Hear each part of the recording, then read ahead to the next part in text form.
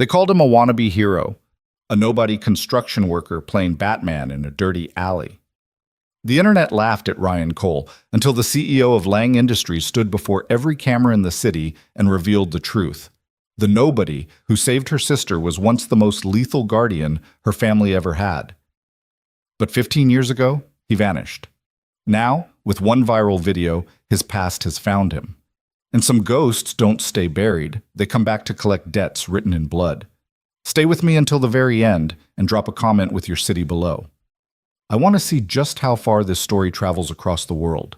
The rain came down like judgment that Thursday night, each drop hammering the cracked pavement of downtown Seattle with the kind of relentless fury that made honest people hurry home and dishonest ones move with purpose through the shadows.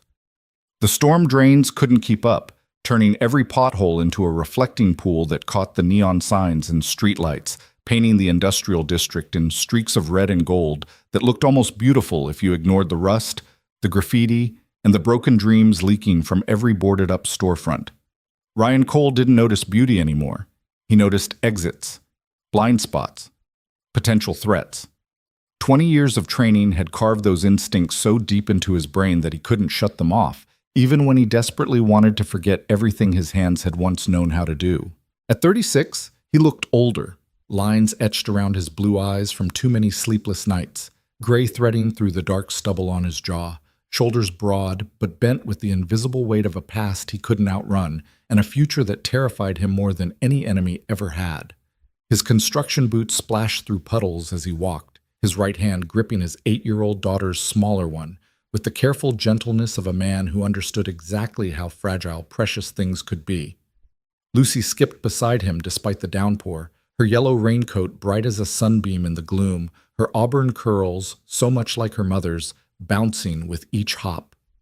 She was humming something, probably that song from the movie they'd watched last weekend, the one where the princess saves herself and doesn't need a prince. Ryan loved that about her, the way she could find joy in a thunderstorm, the way she still believed the world was fundamentally good. He envied her that innocence. He'd do anything to protect it. "Daddy, you're walking too fast," Lucy said, tugging on his hand. "My legs are shorter than yours, remember?" Ryan slowed immediately, guilt flickering across his features. "Sorry, sweetheart. Just want to get you home and into something dry. You hungry?" "Starving. Can we have pancakes for dinner again?" "Pancakes are a breakfast food, Luce." "Says who? The pancake police?" She grinned up at him with that gap-toothed smile that could break and rebuild his heart in the same instant. "You always say rules are just suggestions if you're smart about it." "I said that about bedtime once, and you're never going to let me forget it, are you?" "Never ever." She squeezed his hand 3 times, their secret code for I love you, and he squeezed back 4 times, I love you more. The late shift at the Riverside construction site had run past 11, which meant Lucy had spent another evening at Mrs. Chen's apartment down the hall, doing homework and eating whatever the elderly woman had cooked. Ryan hated asking for help, hated feeling like he was imposing, but Mrs. Chen insisted she enjoyed the company, and Lucy adored her. Still, every time he picked up his daughter late, he felt like he was failing at the only job that truly mattered. He was a good father. He had to be. It was all he had left of Emma. The thought of his late wife came with its usual companion, a dull ache in his chest that 3 years hadn't dulled. Emma, with her bright laugh and terrible cooking and the way she'd believed so completely in his ability to be something more than a weapon. She'd made him want to be gentle. She'd made him believe he could leave violence behind and build something clean and good. They'd talked about expanding their family, maybe buying a small house with a yard where Lucy could have a dog, somewhere far from the darkness that had defined his 20s. Then a drunk driver ran a red light on a Tuesday afternoon, and all those dreams shattered like safety glass across an intersection. Ryan forced the memory down, locked it in the vault where he kept all the things that could break him if he looked at them too long. He had to stay focused, had to stay present. Lucy needed him whole, not haunted. They were taking their usual shortcut through the warehouse district, a route Ryan had memorized down to every security camera and blind corner. The main streets added 15 minutes to their walk, and the alleys were safe enough if you knew what to watch for. He always knew what to watch for. His hand unconsciously checked his right pocket, fingers brushing the smooth metal of the pen he carried everywhere. A cheap ballpoint with an engraved brass cap, the only gift Emma had ever given him that he hadn't lost or broken. The eagle etched into the metal was worn smooth from years of his thumb rubbing it like a talisman. She'd found it at an estate sale, thought the eagle looked noble. She'd never known what it actually represented, where he'd first received one just like it, or why he'd thrown that original pen into Puget Sound the night he'd decided to become someone new. Some secrets he'd learned were kindnesses. The alley between the old textile factory and the shuttered bottling plant was narrower than most, barely wide enough for a car.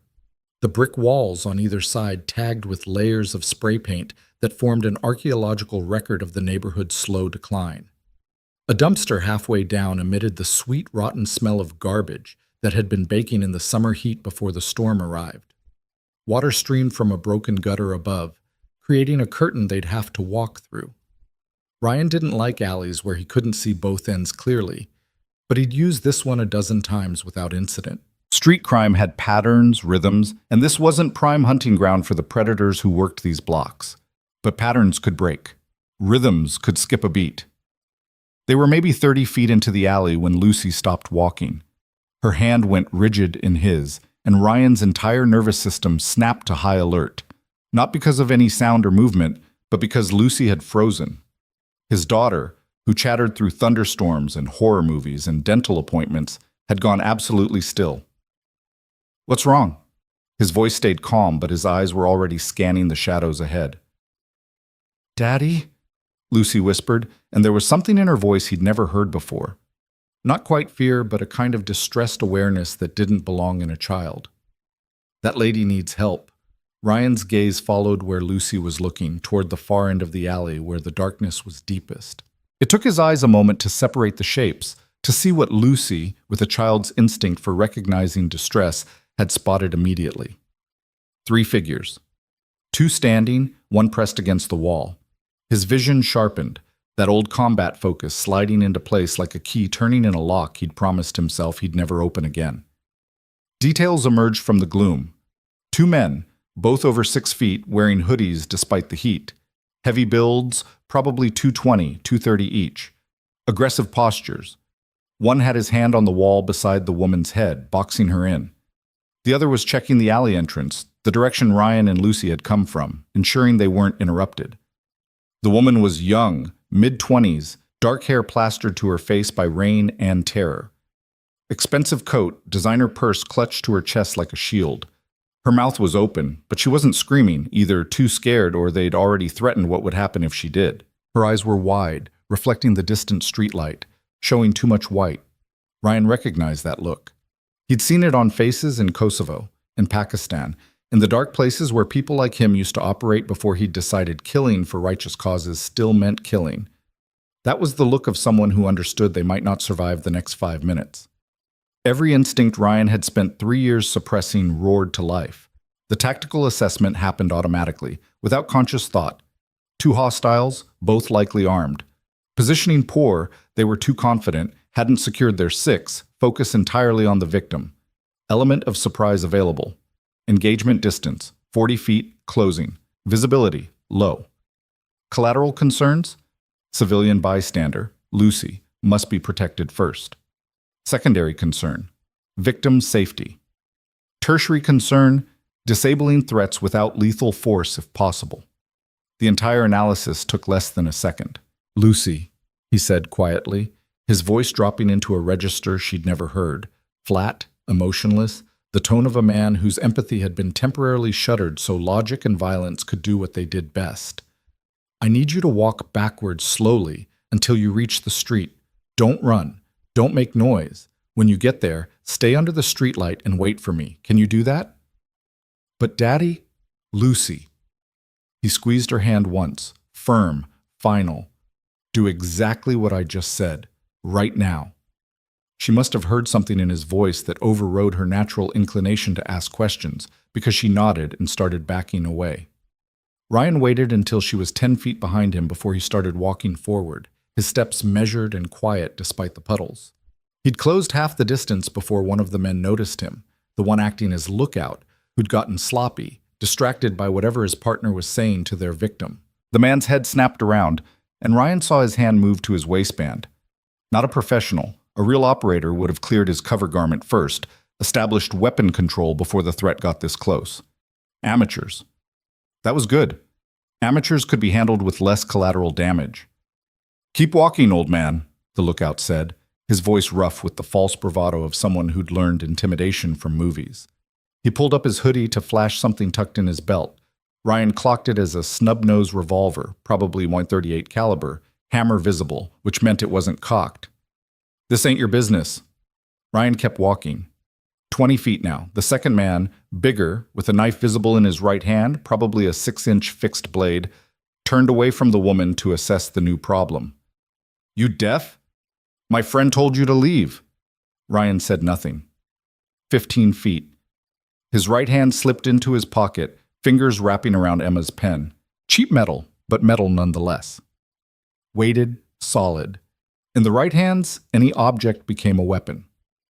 Physics and anatomy didn't care about intent. "Daddy, please help her," Lucy's voice called from the alley entrance, small and scared but brave in that way that made Ryan's chest hurt. She hadn't left. Of course she hadn't. His daughter was too much like her mother, too convinced that good people helped. The man with the gun laughed, an ugly sound. "Daddy? Oh, this is rich. Daddy's gonna play hero in front of his little girl. Hey, Daddy, why don't you teach her a lesson about minding your own—" Ryan moved. 20 years of training condensed into 3 seconds of precisely applied violence. His body remembered what his mind had tried to forget. The economy of motion that made fighting look like dancing if you understood the choreography. Close the distance, control the weapon, disable the threat, move to the next target. Simple, mechanical, brutal. He covered the last 15 feet in 2 strides, closing inside the gunman's reaction time. The revolver was still rising when Ryan's left hand snapped out and caught the man's wrist, thumb pressing into the nerve cluster on the inside of the forearm, fingers wrapping and twisting in a joint lock that forced the gun to point skyward.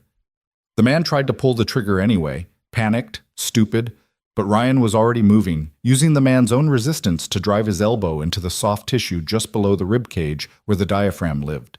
The air went out of the man in a whoosh, and Ryan felt the resistance in the wrist collapse as the body's attention shifted to the sudden inability to breathe. Ryan stripped the revolver with a simple twist and pull. The gun came free with practiced ease, and he let it clatter to the ground behind him rather than holstering it. Keeping weapons from criminals was good. Touching weapons created forensic evidence. He kicked the gun into the shadows and kept moving because standing still in a fight meant dying. The knife man was faster than his partner, already coming in with a downward slash aimed at Ryan's collarbone. Good targeting. That strike could hit the subclavian artery if it landed. Bad technique. The windup was too big, telegraphed the attack by half a second. Ryan stepped inside the arc of the slash, using his right forearm to block the descending wrist while his left hand shot up with Emma's pen gripped like an ice pick. He stopped 6 inches from the man's throat, the tip of the pen dimpling the skin just above the Adam's apple. The man froze, feeling the pressure, understanding instinctively how little force would be required to transform a writing instrument into something much darker. "Drop it," Ryan said quietly. The knife hit the pavement with a metallic clang. Ryan held the position for another 2 seconds, long enough to make sure the man understood how completely he'd been outmatched, how easily this could have gone differently. Then he swept the man's legs with a simple ankle-behind-ankle trip that sent him sprawling into a puddle. The first man, still gasping for air, tried to get up. Ryan's boot came down on his chest, not hard enough to break ribs, but with enough force to communicate that staying down was the better option. "Gentlemen," Ryan said, his voice still carrying that flat professional courtesy he used to use when interrogating detainees, "you have 2 choices. Choice 1, you leave right now and we all forget this happened.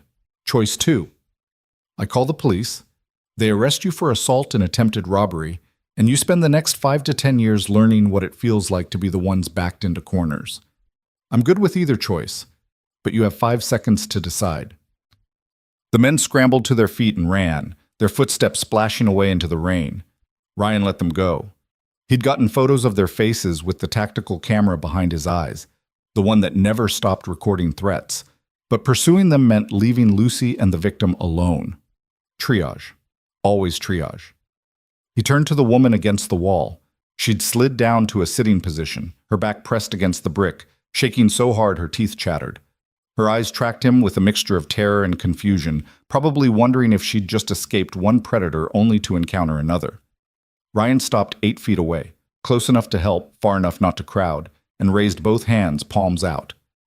"You're safe," he said, his voice gentling back into something approaching human. "They're gone. Are you hurt?" The woman shook her head, then nodded, then shook it again like she couldn't quite remember how her own body worked. I can't.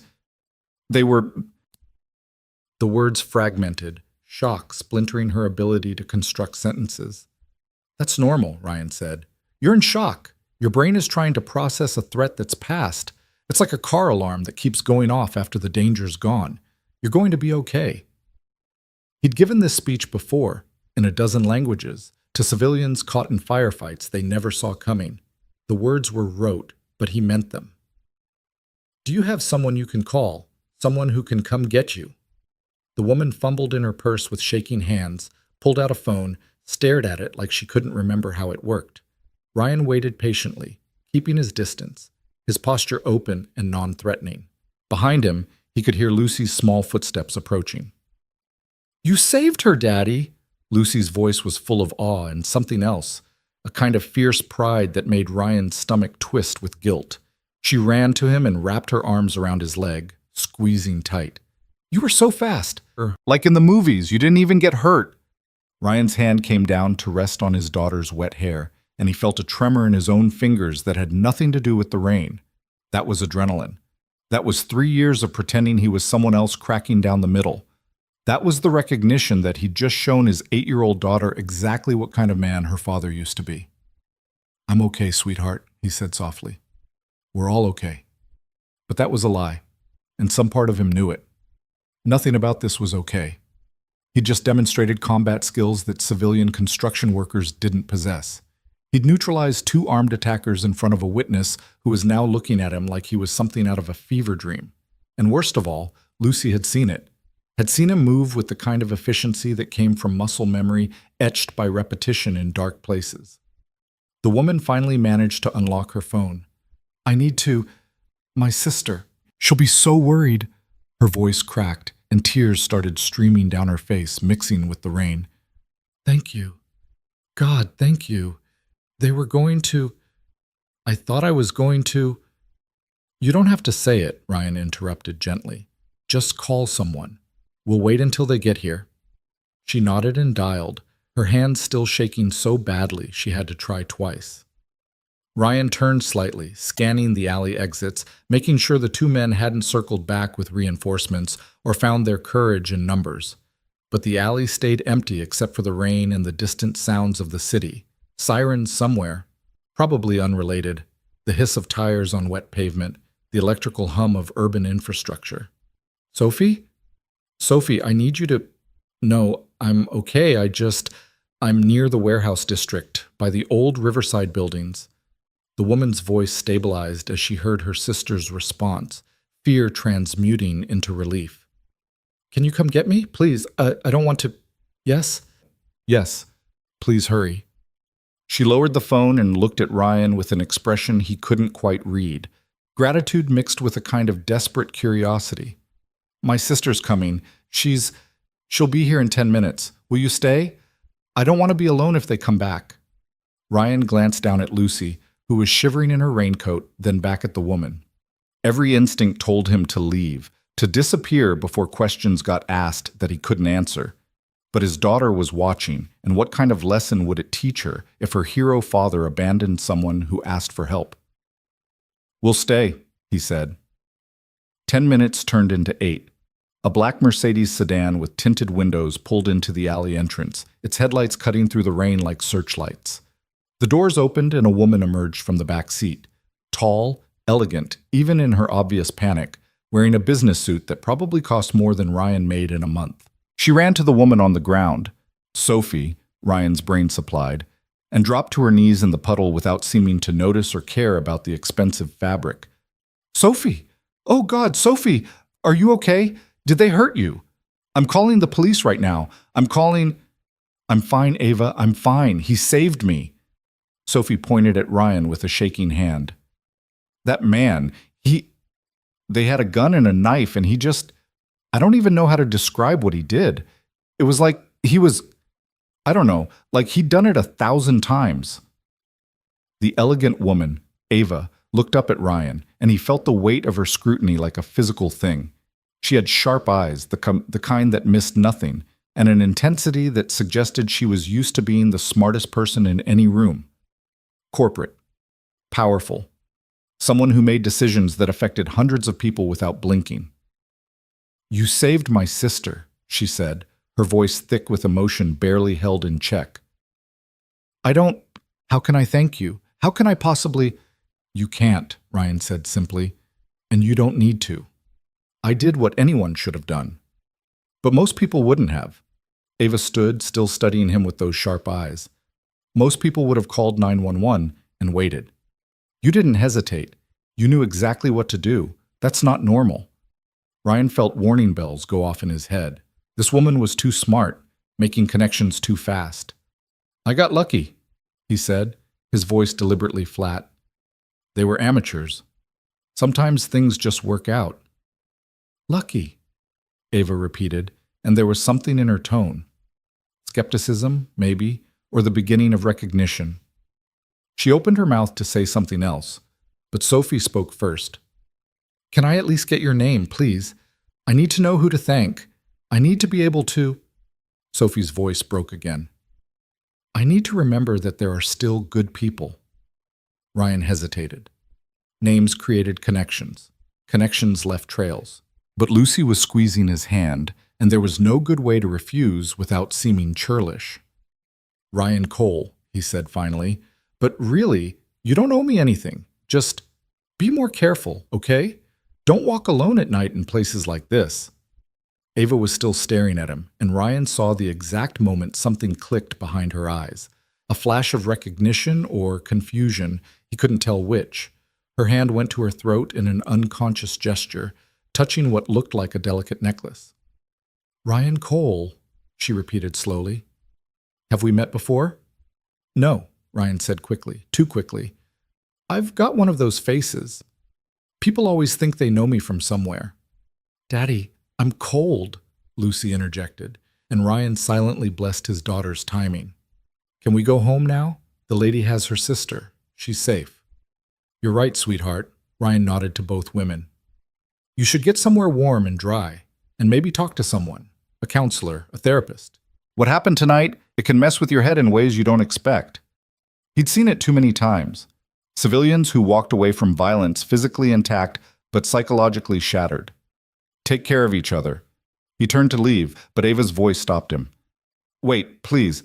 At least let me give you my contact information. If there's ever anything you need, anything at all. I don't need anything, Ryan said, and this time he kept walking, his hand firmly gripping Lucy's, moving toward the alley entrance with measured steps that didn't quite qualify as fleeing, but came close. He could feel Ava's eyes on his back, feel the weight of questions she wanted to ask, and all he wanted was to be gone before those questions found voices. They emerged onto the street where the lights were brighter and the rain seemed less oppressive. Lucy looked up at him with those big eyes that saw too much. Why didn't you want to talk to them more? They seem nice. They are nice, Ryan agreed, but sometimes nice people ask complicated questions and Daddy's tired. Let's just get home, okay? Okay, she paused. Daddy, what you did back there, that was really brave. It was really dangerous, Ryan corrected gently. There's a difference. I don't want you thinking that fighting is good, Luce. I only did it because there wasn't any other choice. But you were amazing. You were like a superhero. Superheroes aren't real, Ryan said, and the words tasted like ash in his mouth. Real people who do dangerous things get hurt or killed. I was just doing what I had to do to keep everyone safe. They walked the rest of the way home in silence, Lucy processing what she'd seen, Ryan trying not to think about the expression on Ava's face, that look of recognition, of questions forming. He told himself it didn't matter. Seattle was a big city. The chances of running into those women again were minimal. By tomorrow, they'd be back to their lives and he'd be back to his. And tonight would fade into just another story Lucy would tell her friends, exaggerated and embellished until it bore no resemblance to reality. He wanted to believe that. He needed to believe that. But 20 years of experience told him something different, told him that moments like tonight were fault lines, fractures in the careful life he'd built.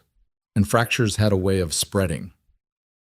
Their apartment building was a 4-story walk-up in a neighborhood that had been up and coming for a decade without ever quite arriving. The lobby door stuck. The elevator hadn't worked in a year, and the hallway on the 3rd floor always smelled like someone was cooking something that involved too much garlic and not enough ventilation. But the rent was manageable. Mrs. Chen was 2 doors down, and Lucy's school was a 10-minute walk. It was home. It was safe. Or it had been, until tonight made Ryan remember that safety was an illusion for people like him. He helped Lucy out of her raincoat and shoes, sent her to take a warm bath while he started water for hot chocolate. Their ritual after bad nights, though usually bad nights, meant nightmares about Emma, not watching her father dismantle 2 attackers in an alley. While the water heated, Ryan stood at the kitchen window, looking out at the rain-soaked city, and allowed himself 30 seconds to fall apart. His hands were shaking, not from fear, he'd processed that before the confrontation even started, but from the recognition of how easily he'd slipped back into old patterns. The muscle memory had been right there, waiting. 3 years of construction work, of deliberately choosing the ordinary, of trying to be someone who built things instead of breaking them, and all it had taken was one moment of crisis to reveal how thin that transformation really was. He was a killer pretending to be a carpenter, a weapon wrapped in civilian clothes, and now his daughter had seen the truth. The kettle whistled. Ryan made hot chocolate, the kind from the packet with tiny marshmallows that Lucy loved. He added extra marshmallows tonight. When she emerged from the bathroom in her pajamas, pink with unicorns, faded from too many washes, he was waiting on the couch with her mug and a blanket. She curled up next to him, small and warm and smelling like strawberry shampoo. They sat in silence for a while, sipping chocolate, listening to the rain drum against the window. Ryan waited. Lucy always had questions. She just needed time to figure out which ones to ask first. "Daddy," she said finally, her voice small. "Were you scared?" "Yes," he said honestly. "I'm always scared when there's danger around you." "But you didn't look scared. You looked calm." Sometimes being scared is what makes you calm.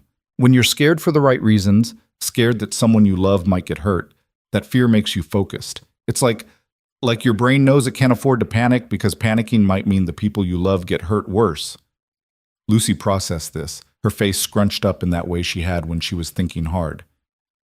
"Is that what Mom would have wanted? For you to help people even if it's dangerous?" The question hit Ryan in the chest like a hammer. Emma. God, Emma would have been so proud and so angry and so scared all at once. She'd loved his protective instincts, had joked that she felt like she had her own personal guardian angel, but she'd also hated what those instincts had cost him, the nightmares he pretended he didn't have, the way he sometimes flinched at loud noises or scanned rooms for exits he'd never need. "Your mom," Ryan said slowly, choosing his words with care, "believed that good people help when they can. But she also believed that the most important thing was keeping the people you love safe. If she were here, she'd probably yell at me for taking risks and then hug me for doing the right thing. I think you did the right thing," Lucy said firmly. "That lady was scared, and you made her safe. That's what good guys do." "Yeah, sweetheart, that's what good guys do." But the words felt hollow even as he said them, because Ryan knew something Lucy didn't, that the world wasn't divided into good guys and bad guys. It was full of people who'd done terrible things for complicated reasons, and he'd been one of them. The men he'd hurt tonight were predators, yes, but he'd spent years being a predator himself. Just one with better training and official sanction. The line between protector and destroyer was thinner than anyone wanted to admit. They finished their hot chocolate, and Ryan tucked Lucy into bed, reading her 2 chapters of the book they were working through. Something about a girl who discovered she could talk to animals, innocent and magical, and everything he wanted his daughter's world to be. By the time he turned off her light, she was mostly asleep, her breathing deep and even. Ryan closed her door and stood in the hallway, suddenly exhausted. The adrenaline crash was hitting, making his bones feel heavy, his thoughts slow and sticky. He should sleep. He had another early shift tomorrow, and his body needed rest. Instead, he went to the shoebox he kept in his closet. It was battered cardboard, originally from a pair of work boots, now held together with packing tape that had yellowed with age. Inside were the fragments of his old life, the pieces he couldn't bring himself to destroy, but couldn't afford to display. A photograph of him and Emma on their wedding day, both of them grinning like idiots, so young and convinced they had time. Lucy's hospital bracelet from when she was born, tiny and pink. A folded flag from Emma's funeral that he'd never quite figured out how to honor properly. And beneath those, wrapped in a soft cloth, something else. Ryan's fingers found it automatically, pulling out the object with the reverence usually reserved for religious artifacts. It was a pen, twin to the one in his pocket, but older, more worn. The brass cap was engraved with a small eagle, its wings spread, its talons gripping a shield. Below the eagle, in letters almost too small to read, were two words: Semper Vigilo, always vigilant. He hadn't looked at this pen in 3 years, hadn't wanted to remember what it represented, the world it came from. But tonight it felt necessary, like touching a talisman to confirm it was still real, that he hadn't imagined the person he used to be. The Lang family had given these pens to every member of their private security detail, a gift from Thomas Lang himself, the patriarch who'd built an empire from timber and shipping and later diversified into everything from tech to real estate.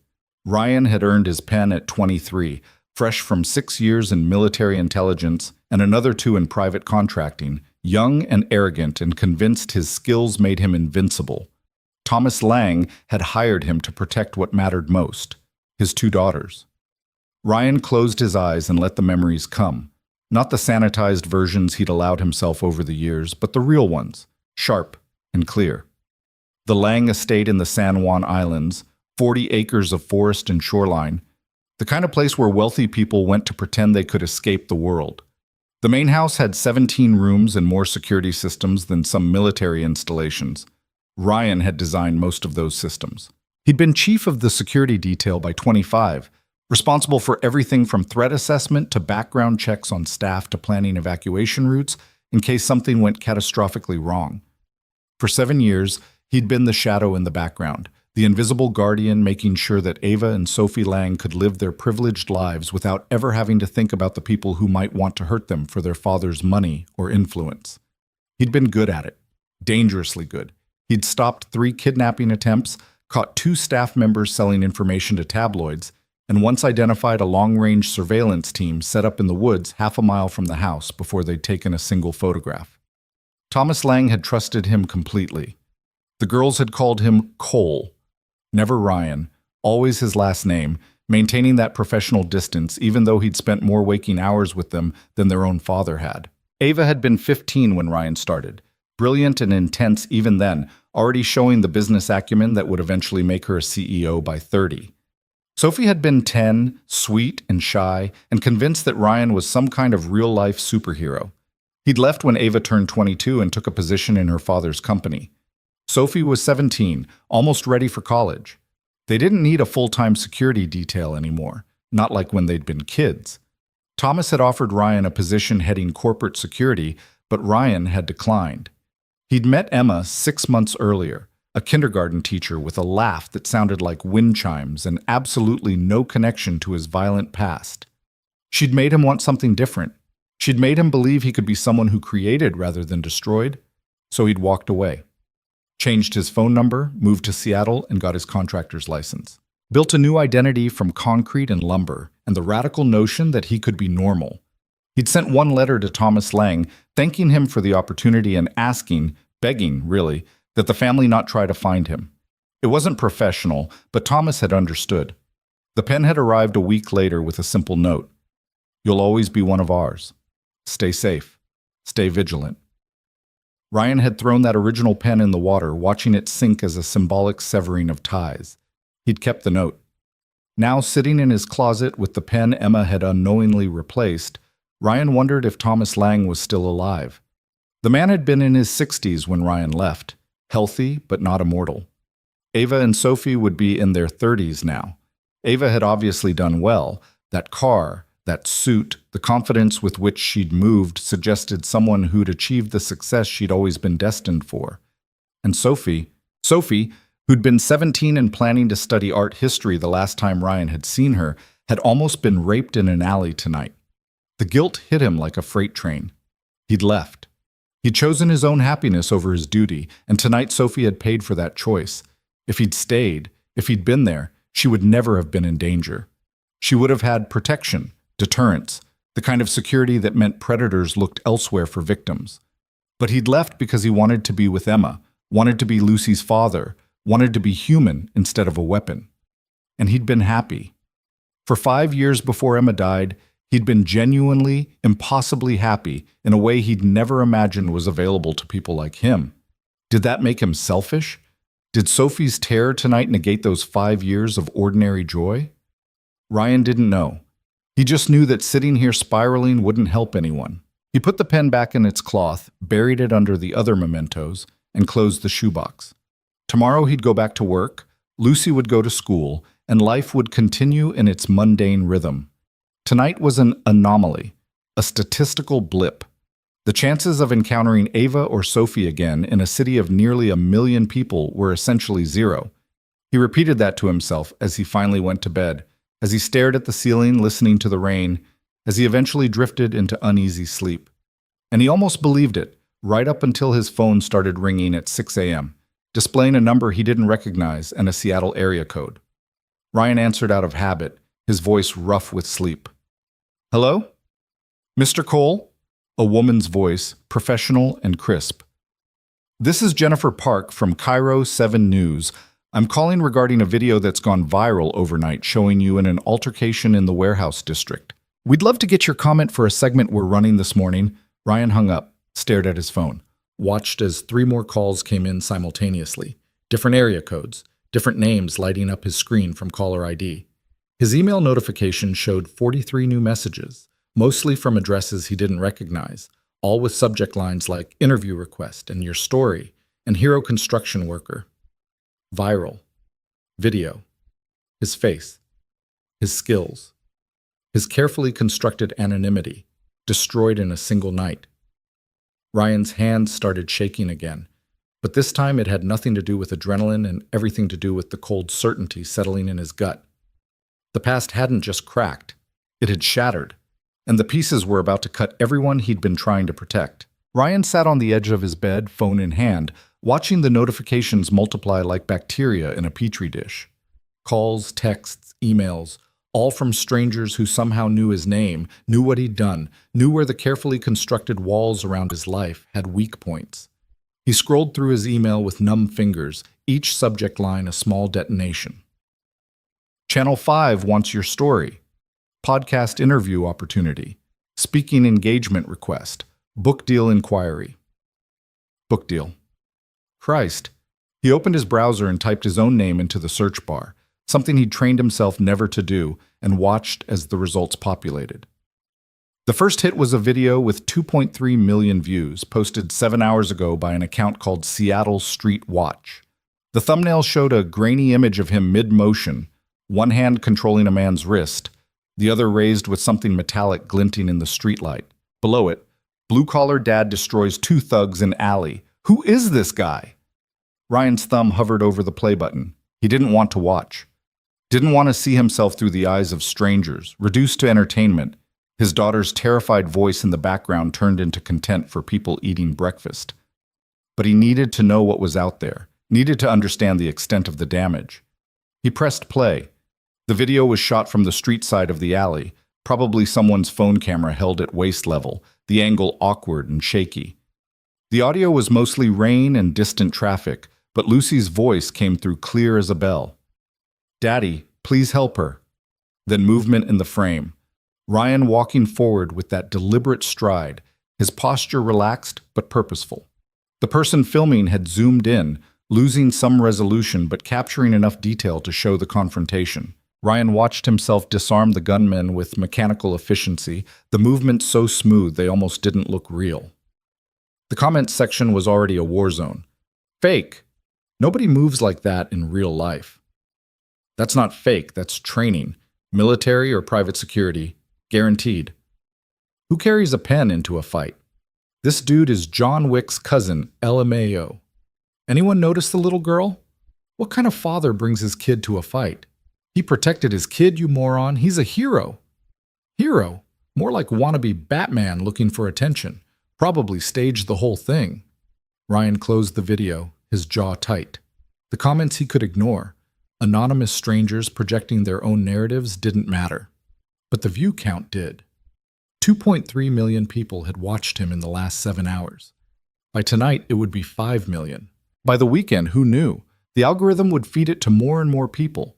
And with each share, each repost, each news segment picking it up for filler content, the circle of exposure would widen. Someone would recognize him. Someone from his old life. Someone who knew what that smooth efficiency meant. Who understood that disarming techniques like that weren't learned in weekend self-defense classes.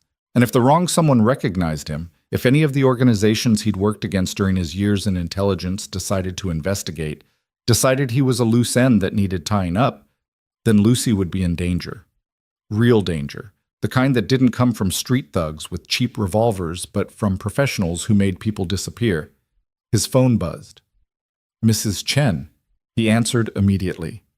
Ryan, are you watching the news? Her accent made the words tumble together, but her concern was crystal clear. That's you, yes? In the alley?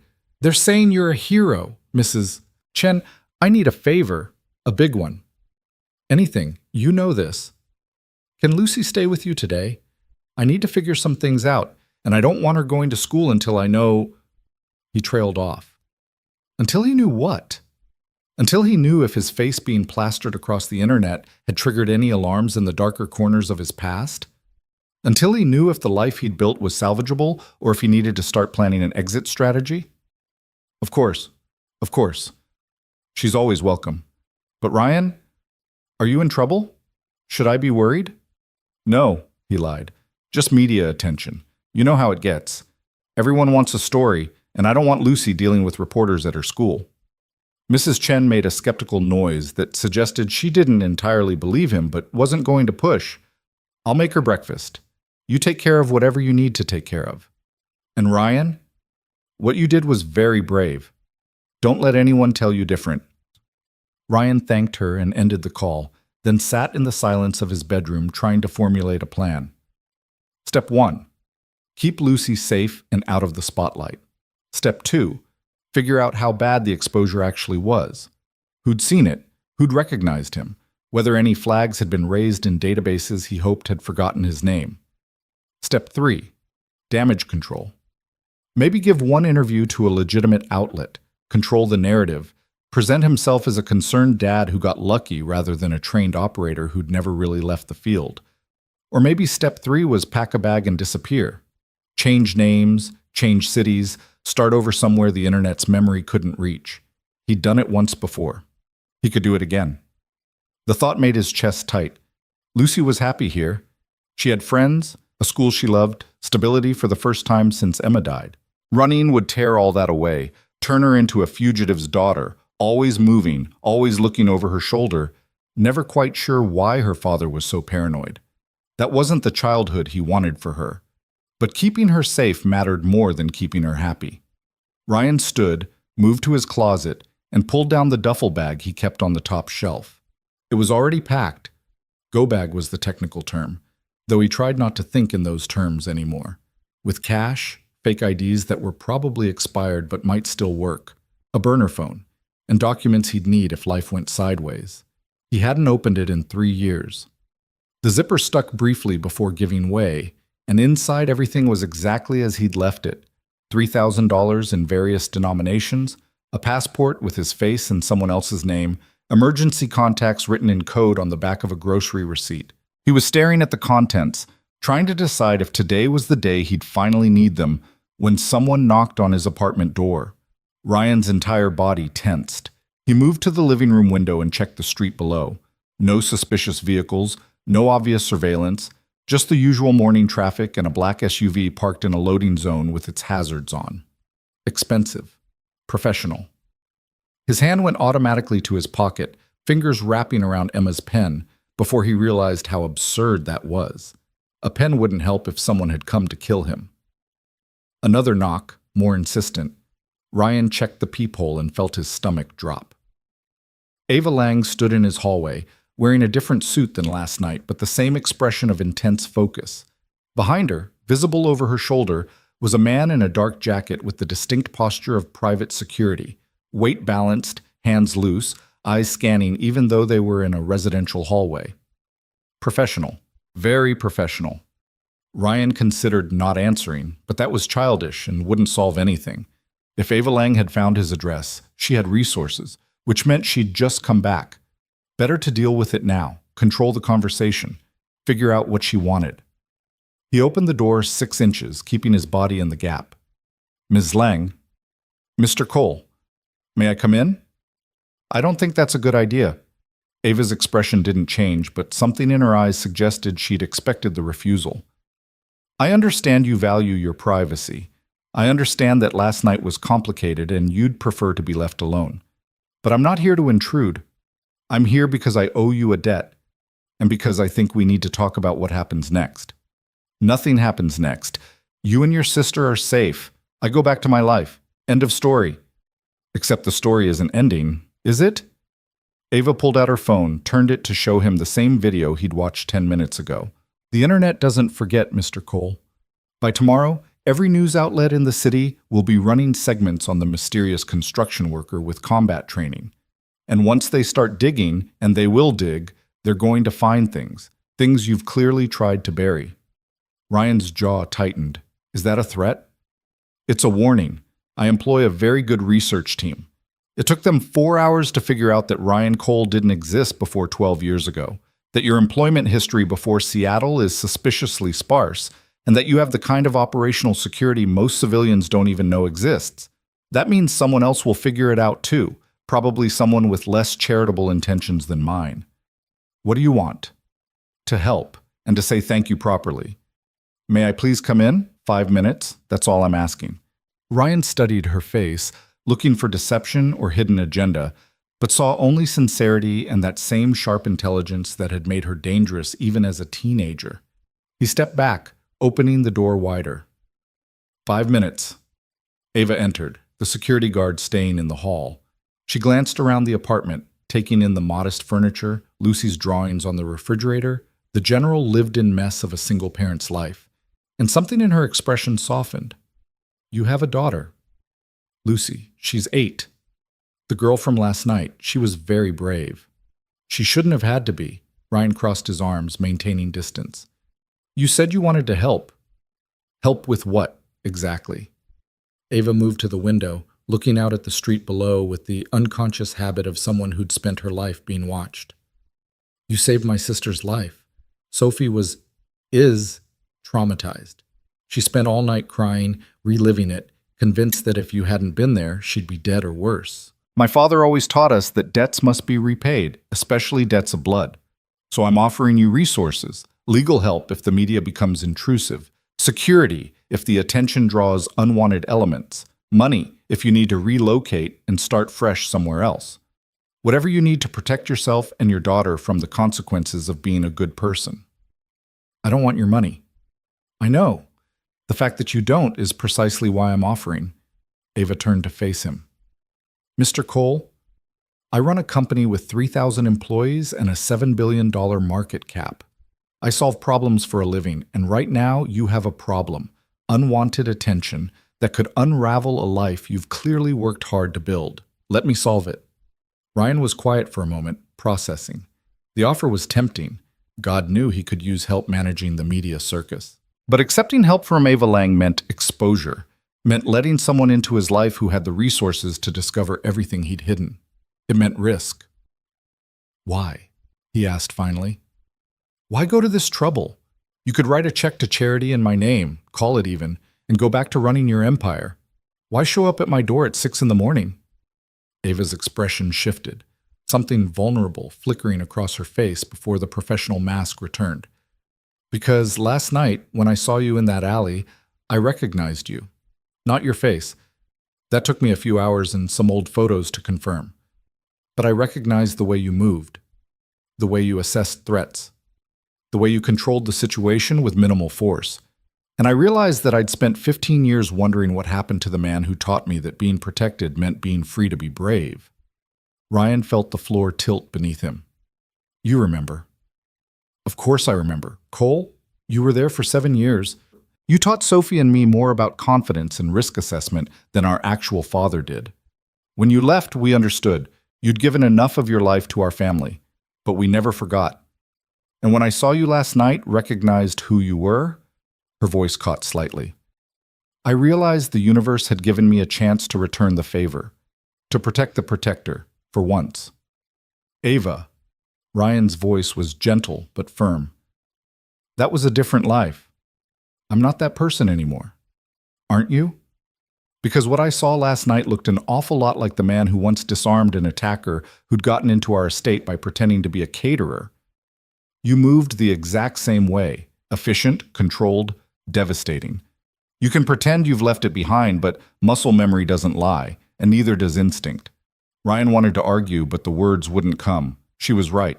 Last night had proven that 3 years of deliberate domesticity hadn't erased what he was, only covered it with a thin veneer that crisis could strip away in seconds. You said your research team found gaps in my history, he said finally. What else did they find?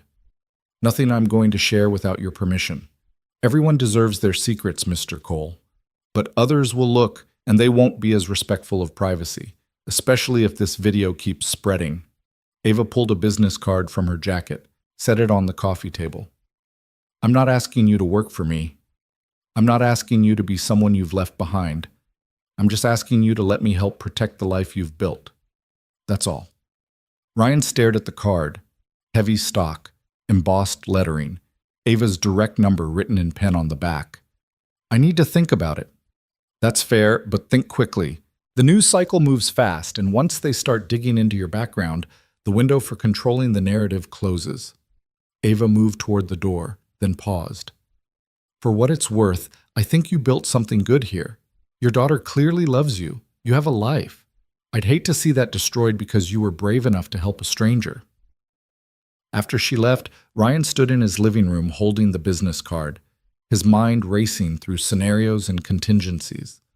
The smart play was probably to take Ava's help, use her resources to bury the story, redirect attention, maybe give one carefully scripted interview that presented him as exactly what he appeared to be, a dad who got lucky. But working with Ava meant entanglement, meant people from his old life knowing where he was, what name he was using, who he loved. It meant giving up the anonymity that had been his only real protection for 3 years. He was still weighing options when his phone rang again. Different number, different area code. He almost didn't answer, but something made him pick up. Is this Ryan Cole? A man's voice, young, eager, the tone of someone who thought they were about to break a big story. Who's asking? Derek Marsh, freelance journalist. I'm working on a piece about last night's incident. I've been making some calls, talking to people in the security industry. And I've got to say, Mr. Cole, your background is fascinating, or rather, the lack of one. See, I've got a source who says there's no record of you before 12 years ago, which is weird, right? Most people leave digital footprints. But you? It's like you appeared out of nowhere. So I'm wondering, is Ryan Cole even your real name? Ryan's blood went cold. I don't know what you're talking about. Really? Because I've also got a source, different source, who says you match the description of a man who used to work private security for some very wealthy families in the Pacific Northwest. Same build, same age, same very particular skill set. Except that guy went by a different name. So here's what I'm thinking. I'm thinking you're either in witness protection or you're running from something, or maybe you did something that required starting over. And that's a hell of a story, Mr. Cole. The kind of story that could make a career. I'm a construction worker who helped someone who needed it. That's the whole story. Is it though? Because the way you moved in that video, I showed it to an ex-Marine buddy of mine, and he said that's advanced close quarters combat training, the kind they teach special operations guys, not construction workers. So either you're full of shit about who you are, or someone taught you how to kill people efficiently, and I'm betting the public would be very interested to know which one. Ryan's hand tightened on the phone. You print speculation like that, you'll get sued. Maybe. Or maybe I'll win a journalism award for exposing a story the mainstream media missed. Either way, it'll get attention. And attention is currency in this business. Marsh paused. Unless, of course, you want to go on record. Tell your side of the story. I'm willing to listen. Could even be sympathetic in how I frame it if you give me something good. I have nothing to say to you. That's disappointing. Guess I'll just have to work with what I've got. Should be enough. Oh, and Mr. Cole, you might want to keep your daughter home from school today. Once this story breaks, she's going to have reporters following her around, asking questions about her mysterious daddy. Kids that age, they don't always know what not to say. Would be a shame if she accidentally revealed something you've worked hard to hide. The line went dead. Ryan stood frozen, the implied threat hanging in the air like smoke. This journalist, this parasitic fucking vulture, had just threatened his daughter, had just made Lucy a target in whatever story he was constructing, using her as leverage to force Ryan into cooperation. The rage that flooded through him was white-hot and familiar, the kind of anger that had once made him very good at hurting people who deserved it. His hand was shaking again, but this time with the effort of not throwing his phone through the wall. He wanted to find Derek Marsh and have a very direct conversation about what happened to people who threatened children. Wanted to make the man understand, in terms both physical and psychological, why using an 8-year-old girl as a pawn was the worst mistake of his parasitic little life. But that was the old Ryan, the one who solved problems with intimidation and violence, the one who knew how to make people disappear without leaving traces. That Ryan would get Lucy taken away by child services and land him in prison. He called Ava Lang. She answered on the first ring. That was faster than I expected. I need your help, now. There's a journalist digging into my background and he just threatened my daughter. Name. Derek Marsh, freelance. I don't have more than that. Give me 10 minutes. The line went dead. Ryan paced his apartment, adrenaline singing through his veins, every protective instinct screaming at him to grab Lucy and run. But running without a plan was panic, and panic got people killed. He forced himself to breathe, to think tactically. If Marsh had sources talking about his past, then other people were making connections too. The video had triggered something. Someone had recognized him, or recognized the skill level, and started asking questions, which meant the careful walls he'd built around his identity were already crumbling. His phone buzzed. Ava. He answered. Derek Marsh, 32, based in Portland, works primarily for alternative news websites and conspiracy blogs. Resume includes 3 defamation lawsuits, 2 of which he lost. Reputation in the industry as bottom feeder who sacrifices accuracy for clicks. Ava's voice was crisp, businesslike. I've had my legal team send him a cease and desist regarding your daughter. If he publishes anything that includes her name, photo, or school, we'll sue him into bankruptcy. The letter makes that very clear. That won't stop him from writing about me. No, but it protects Lucy, which is the priority. As for the rest, I've also contacted the editors at the 3 publications he regularly writes for and explained that any story based on speculation and anonymous sources about a private citizen who helped stop a crime will be met with immediate legal action. Most of them don't have the budget for extended litigation. They'll think twice before running his piece. Ryan exhaled slowly. Thank you. Don't thank me yet. Marsh is a symptom, not the disease. If he found breadcrumbs, others will too. You need a strategy for managing this, and you need it today. I'm sending a car to your building in 30 minutes. We'll meet at my office, somewhere private, and we'll figure out how to protect your life without destroying it. Sound fair? Ava, I appreciate what you're doing, but I don't want to be indebted. You're not indebted. This is me paying forward what you gave my family years ago. Security, safety, and the space to live without fear. That's all I'm offering you. The question is whether you'll let me. Ryan looked at Lucy's drawings on the refrigerator. Stick figures of the 2 of them holding hands, a crayon sun shining overhead, the word family written in uneven letters across the top. His daughter's entire world, rendered in Crayola and innocence. And Derek Marsh wanted to tear it apart for clicks and career advancement. Send the car, Ryan said quietly. 33 minutes later, Ryan was sitting in the back of Ava's black SUV, watching Seattle slide past through tinted windows. The security guard from earlier was driving. He'd introduced himself as Marcus, former Secret Service, quiet and competent in the way that marked real professionals. Ryan studied the man's movements, the way he checked mirrors, the unconscious habit of scanning crowds for threats, and recognized a kindred spirit. Marcus had seen things too. Marcus understood that the world had wolves in it. Lang Industries occupied 15 floors of a downtown high-rise with views of the Sound. The lobby was all glass and steel and minimalist design, the kind of space that communicated wealth without being vulgar about it. Marcus bypassed the main elevators and led Ryan to a private one that required a key card, and they rode to the executive floor in silence.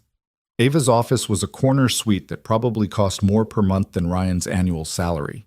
Floor-to-ceiling windows on 2 walls, expensive art that might have been originals, a desk that looked like it was carved from a single piece of dark wood. But what caught Ryan's attention was the wall of photographs, dozens of them in matching frames, a visual history of the Lang family. Thomas Lang shaking hands with governors and CEOs. Ava at various ages, from gap-toothed child to polished executive. Sophie's graduation, her art exhibitions, candid shots of the sisters laughing together. And in 3 of the photos, barely visible in the background, a younger Ryan in a dark suit, his face serious, his body angled to watch the crowd while the Langs smiled for the camera. "I never forgot," Ava said quietly from behind him. She'd entered without him noticing, which annoyed him. "Even after you left, I kept you in the photos. Sophie used to joke that you were like a ghost, present but invisible, always watching from the edges. She missed you, you know. We both did." Ryan turned to face her. "I couldn't stay. You understand that, right? Your father wanted me to run corporate security, but that would have meant staying in that world. I needed to be someone different, someone clean." "I understand better than you think." Ava gestured to the chairs arranged by the windows. "When I took over as CEO 3 years ago, I had to become someone different too, someone harder, more decisive, willing to make choices that disappointed people I loved. Reinvention isn't easy, but it's necessary when the old version of yourself can't survive in the new environment." They sat, and Ava pulled out a tablet, bringing up a screen full of data. "So here's where we are.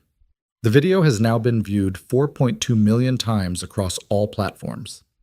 6 news outlets have requested interviews with you, and that number will grow throughout the day.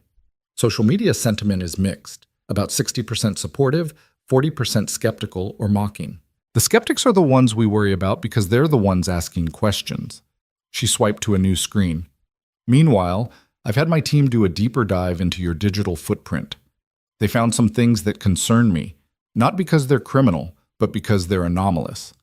You have a credit history that starts 12 years ago, employment records that check out but feel curated, references that are real but superficial. Anyone with resources and motivation could start pulling those threads, and eventually they'd unravel something. Maybe not the whole truth, but enough to create problems. So what are you suggesting?" "We get ahead of it. We control the narrative before someone else writes it for you." Ava pulled up a document. Option 1. You give an exclusive interview to a reputable journalist. I'm thinking Sarah Chen at the Seattle Times. She's fair and thorough. Where you present yourself as a former security professional who left the industry to raise your daughter after your wife passed. You don't specify who you worked for or what exactly you did, just that you had training and instincts that kicked in when you saw someone in danger. It's honest enough to be believable and vague enough to not be verifiable. And when they ask why I left security work, you tell the truth, because being a father became more important than being a guardian for other people's families. It's sympathetic. It's human. It redirects the focus from your past to your present. Most importantly, it gives the media a story to run that isn't based on conspiracy theories and anonymous sources. Ryan considered this. It made sense tactically. Give them enough truth to satisfy curiosity, but frame it in a way that closed doors rather than opening them. The problem was that interviews had a way of going off script, and once he started talking about his past, even in general terms, he risked saying something that someone, somewhere, would recognize as significant. What's option 2? Option 2 is we go the opposite direction. We use the resources I have to scrub your presence from the internet as much as possible, threaten anyone who tries to dig with legal action, and generally make pursuing the story more trouble than it's worth. It's defensive rather than proactive, which means we're always reacting instead of controlling. But it keeps you out of the spotlight completely. Which do you recommend? Ava was quiet for a moment, her fingers steepled in front of her face. Honestly, option 1. Because option 2 only works if the story dies naturally, and I don't think it will. You're too interesting. A working-class hero who moves like a trained operator? That's narrative gold. Someone will keep digging, and eventually they'll dig up something we can't control. At least with option 1, we're shaping the narrative from a position of strength. Ryan stood and walked to the windows, looking down at the city 16 floors below. Somewhere down there, Lucy was having breakfast with Mrs. Chen, probably watching cartoons, blissfully unaware that her father's past was collapsing into his present. He'd worked so hard to give her a normal life, the kind of childhood where the biggest worry was homework and the biggest adventure was the playground. Now that normalcy was threatened by a video that had turned him into content, into a curiosity, into something other people felt entitled to investigate. If I do the interview, he said slowly, I need guarantees. No photos of Lucy, no mention of her school or our address. Nothing that makes her more vulnerable than she already is. Agreed. I'll negotiate those terms personally with Sarah Chen. Anything else? Yeah, I need to know why you're really doing this. Ryan turned to face Ava. And don't tell me it's just gratitude for saving Sophie. You're not someone who makes business decisions based on emotions. So what's the calculation here? What do you get out of helping me? Ava met his gaze without flinching. You want the honest answer, the one I wouldn't say in front of my board? Please. When you left, I was 22 and convinced I had the world figured out. I was about to take a position in my father's company, start climbing the ladder, prove that I was more than just Thomas Lang's daughter.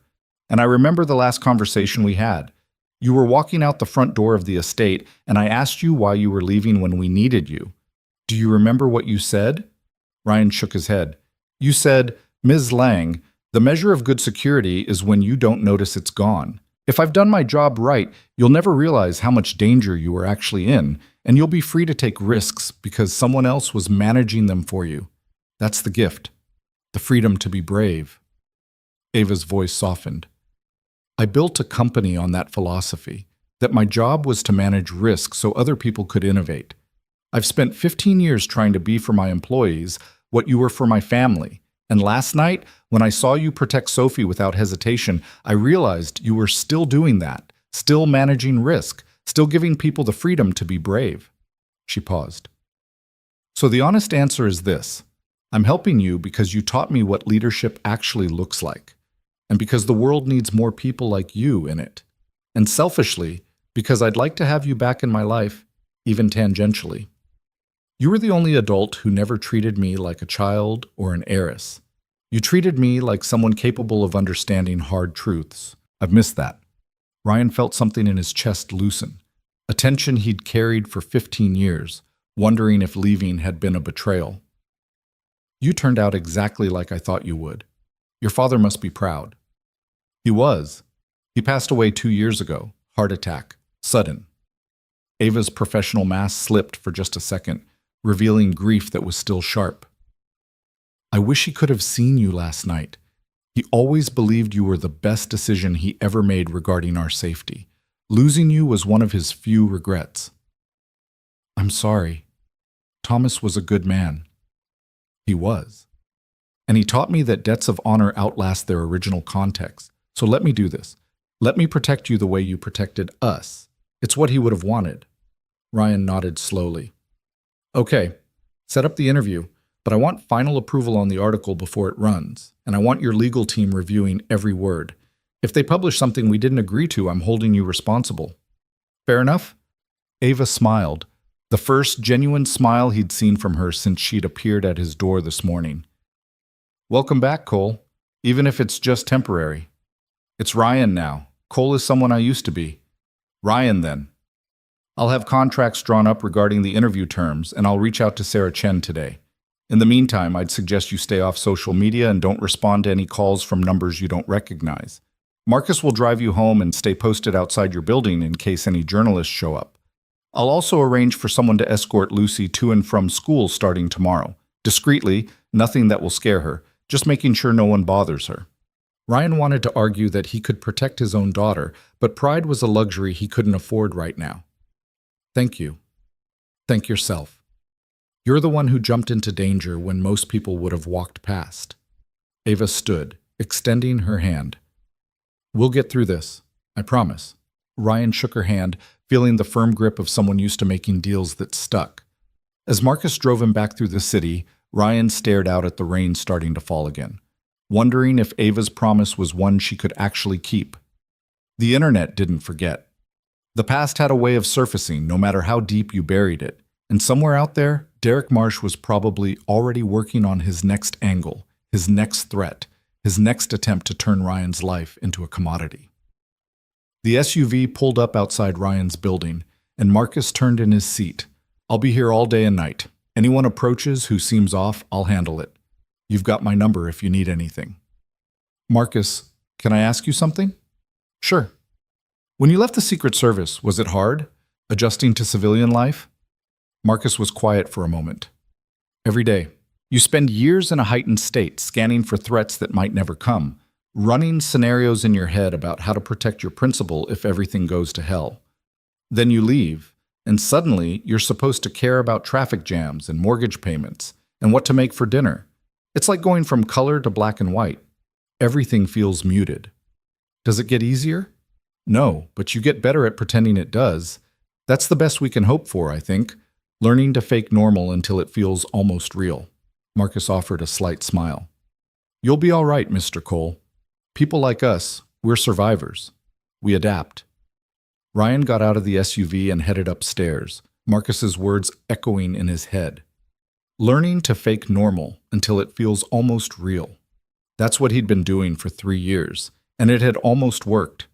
He'd almost convinced himself that Ryan Cole, the construction worker, was his true self, and everything before was the lie. Last night had blown that comfortable delusion apart. Mrs. Chen's apartment smelled like ginger and jasmine tea. Lucy was curled up on the couch watching cartoons, still in her pajamas, safe and happy and ignorant of the storm gathering around them. When she saw Ryan, she brightened immediately. Daddy, Mrs. Chen made me dumplings for breakfast. Can she make breakfast every day? That would be taking advantage of Mrs. Chen's kindness, sweetheart, but we can ask her to teach us how to make dumplings ourselves. Lucy wrinkled her nose. Your dumplings are always lumpy. Practice makes perfect. Mrs. Chen appeared from her kitchen, wiping her hands on a towel. She was very good, no trouble at all. But Ryan, there were 3 reporters in front of building this morning. I told them I'd call police if they didn't leave. They left, but they'll be back. Ryan's jaw tightened. It was starting. Thank you for handling that, and for taking care of Lucy. I owe you. Oh, you owe me nothing, but maybe you tell me truth now, yes? About who you really are, because I watched that video and I think, that is not a man who builds houses. That is a man who breaks things for living. Ryan glanced at Lucy, who was absorbed in her cartoons. Can we talk in the hall? Outside Mrs. Chen's apartment, Ryan kept his voice low. I used to work in security, personal protection for wealthy families. It was a long time ago, before Emma, before Lucy. I left because I wanted a different life. But what I learned, you don't really forget that kind of training. It just sits there waiting. Mrs. Chen studied his face with the shrewd eyes of someone who'd survived her own share of hardships. She'd emigrated from China 40 years ago, raised 3 kids alone after her husband died, understood that people had complicated histories. This security work, it was legal? Yes. And you are not wanted by police? No. Then I don't care about your past. I care that you are a good father, good neighbor, good man. The rest? She made a dismissive gesture. The rest is noise. But you protect Lucy, yes? Don't let this noise hurt her. I won't, I promise. Mrs. Chen nodded, satisfied. Good. Now take your daughter home and feed her something other than pancakes. Growing girl needs vegetables. Back in his own apartment, Ryan tried to maintain normalcy for Lucy's sake. He made lunch, sandwiches, and carrot sticks because Mrs. Chen's judgment had stung a little, and they ate together while Lucy chattered about the cartoon she'd been watching. But he could see her watching him with slightly too much attention, the way kids did when they sensed something was wrong but weren't sure what. "Daddy, are you in trouble?" "No, sweetheart. Why do you ask?" "Mrs. Chen said there were reporters outside, and you seem worried. You get this line here." She touched her forehead. "When you're worried." Ryan forced himself to relax his expression. "I'm not worried. I'm just thinking. Sometimes people are curious about things they see online and they ask too many questions. But it's nothing bad, just annoying. Is it because of what you did last night, saving that lady?" "Yes." "People should leave you alone. You're a hero." "I'm not a hero, Lucy. Heroes don't exist outside of stories. I'm just a dad who did what needed doing." Lucy pushed her carrots around her plate. "In school, we learned about heroes. Teacher said heroes are people who help others even when it's hard or scary. That's what you did." "Maybe. But being a hero comes with complications. People want to know things about you. They want to understand why you did what you did. And sometimes explaining gets messy." "Then don't explain. Just tell them you're my dad and dads protect people. That's what dads do." Ryan smiled despite himself. "You make it sound so simple." "Because it is simple. Grown-ups make everything complicated." She took a bite of sandwich, swallowed, then looked at him seriously. "Are we going to have to move again? Like when Mommy died and we moved here?" The question hit Ryan like a fist. Lucy had been 5 when Emma died, and the move from their old apartment, the one they'd shared as a family, to this place had been traumatic. She'd lost her mother and her home in the span of weeks. The thought of putting her through that again made Ryan's chest hurt. "No, baby, we're not moving. This is our home. Nobody's making us leave." "Promise?" "I promise." It was a promise he hoped he could keep. The rest of the day passed in strange suspension, Ryan hovering near his phone, waiting for updates from Ava, while Lucy played with her toys and watched movies, blissfully unaware of the machinery working in the background to protect their life. Marcus texted twice to report that 2 more journalists had approached the building and been turned away. Ava called once to say she'd spoken with Sarah Chen, and the interview was scheduled for tomorrow morning at a neutral location. By evening, the view count on the video had reached 6 million. Ryan made the mistake of scrolling through comments again and immediately regretted it. The discourse had devolved into conspiracy theories, some people claiming he was ex-CIA, others insisting the whole thing was staged, a few threatening to find out where he lived, and get the real story. He blocked the app and put his phone face down on the counter. After Lucy went to bed, Ryan stood at his window looking out at the street. Marcus's SUV was still there, a dark shape under the streetlights, and Ryan felt a weird mix of gratitude and resentment. He'd spent years protecting other people. Now he needed protection himself, and it grated against every instinct he had. His phone buzzed, unknown number. Against his better judgment, he answered. "Mr. Cole?" A woman's voice, older, warm. "My name is Margaret Torres. I'm a producer for Good Morning Pacific. I'd love to talk to you about appearing on our show to discuss what happened last night." "I'm not interested. I understand you've probably been inundated with requests, but I want you to know that we'd handle your story with respect. We're not interested in sensationalism. We just think the public deserves to hear from the man himself rather than relying on speculation. I've already committed to an interview, but thank you. May I ask who with?" "No." There was a pause, then a slight hardening in her tone. "Mr. Cole, I want to be direct with you. We're going to run a segment on this story tomorrow morning, regardless of whether you participate. We have footage, we have the viral video, and we have sources who claim to know things about your background. You can either be part of shaping that narrative, or you can let us do it without you. Your choice." "That sounds a lot like a threat, Ms. Torres." "It's a reality. This is news. Your news.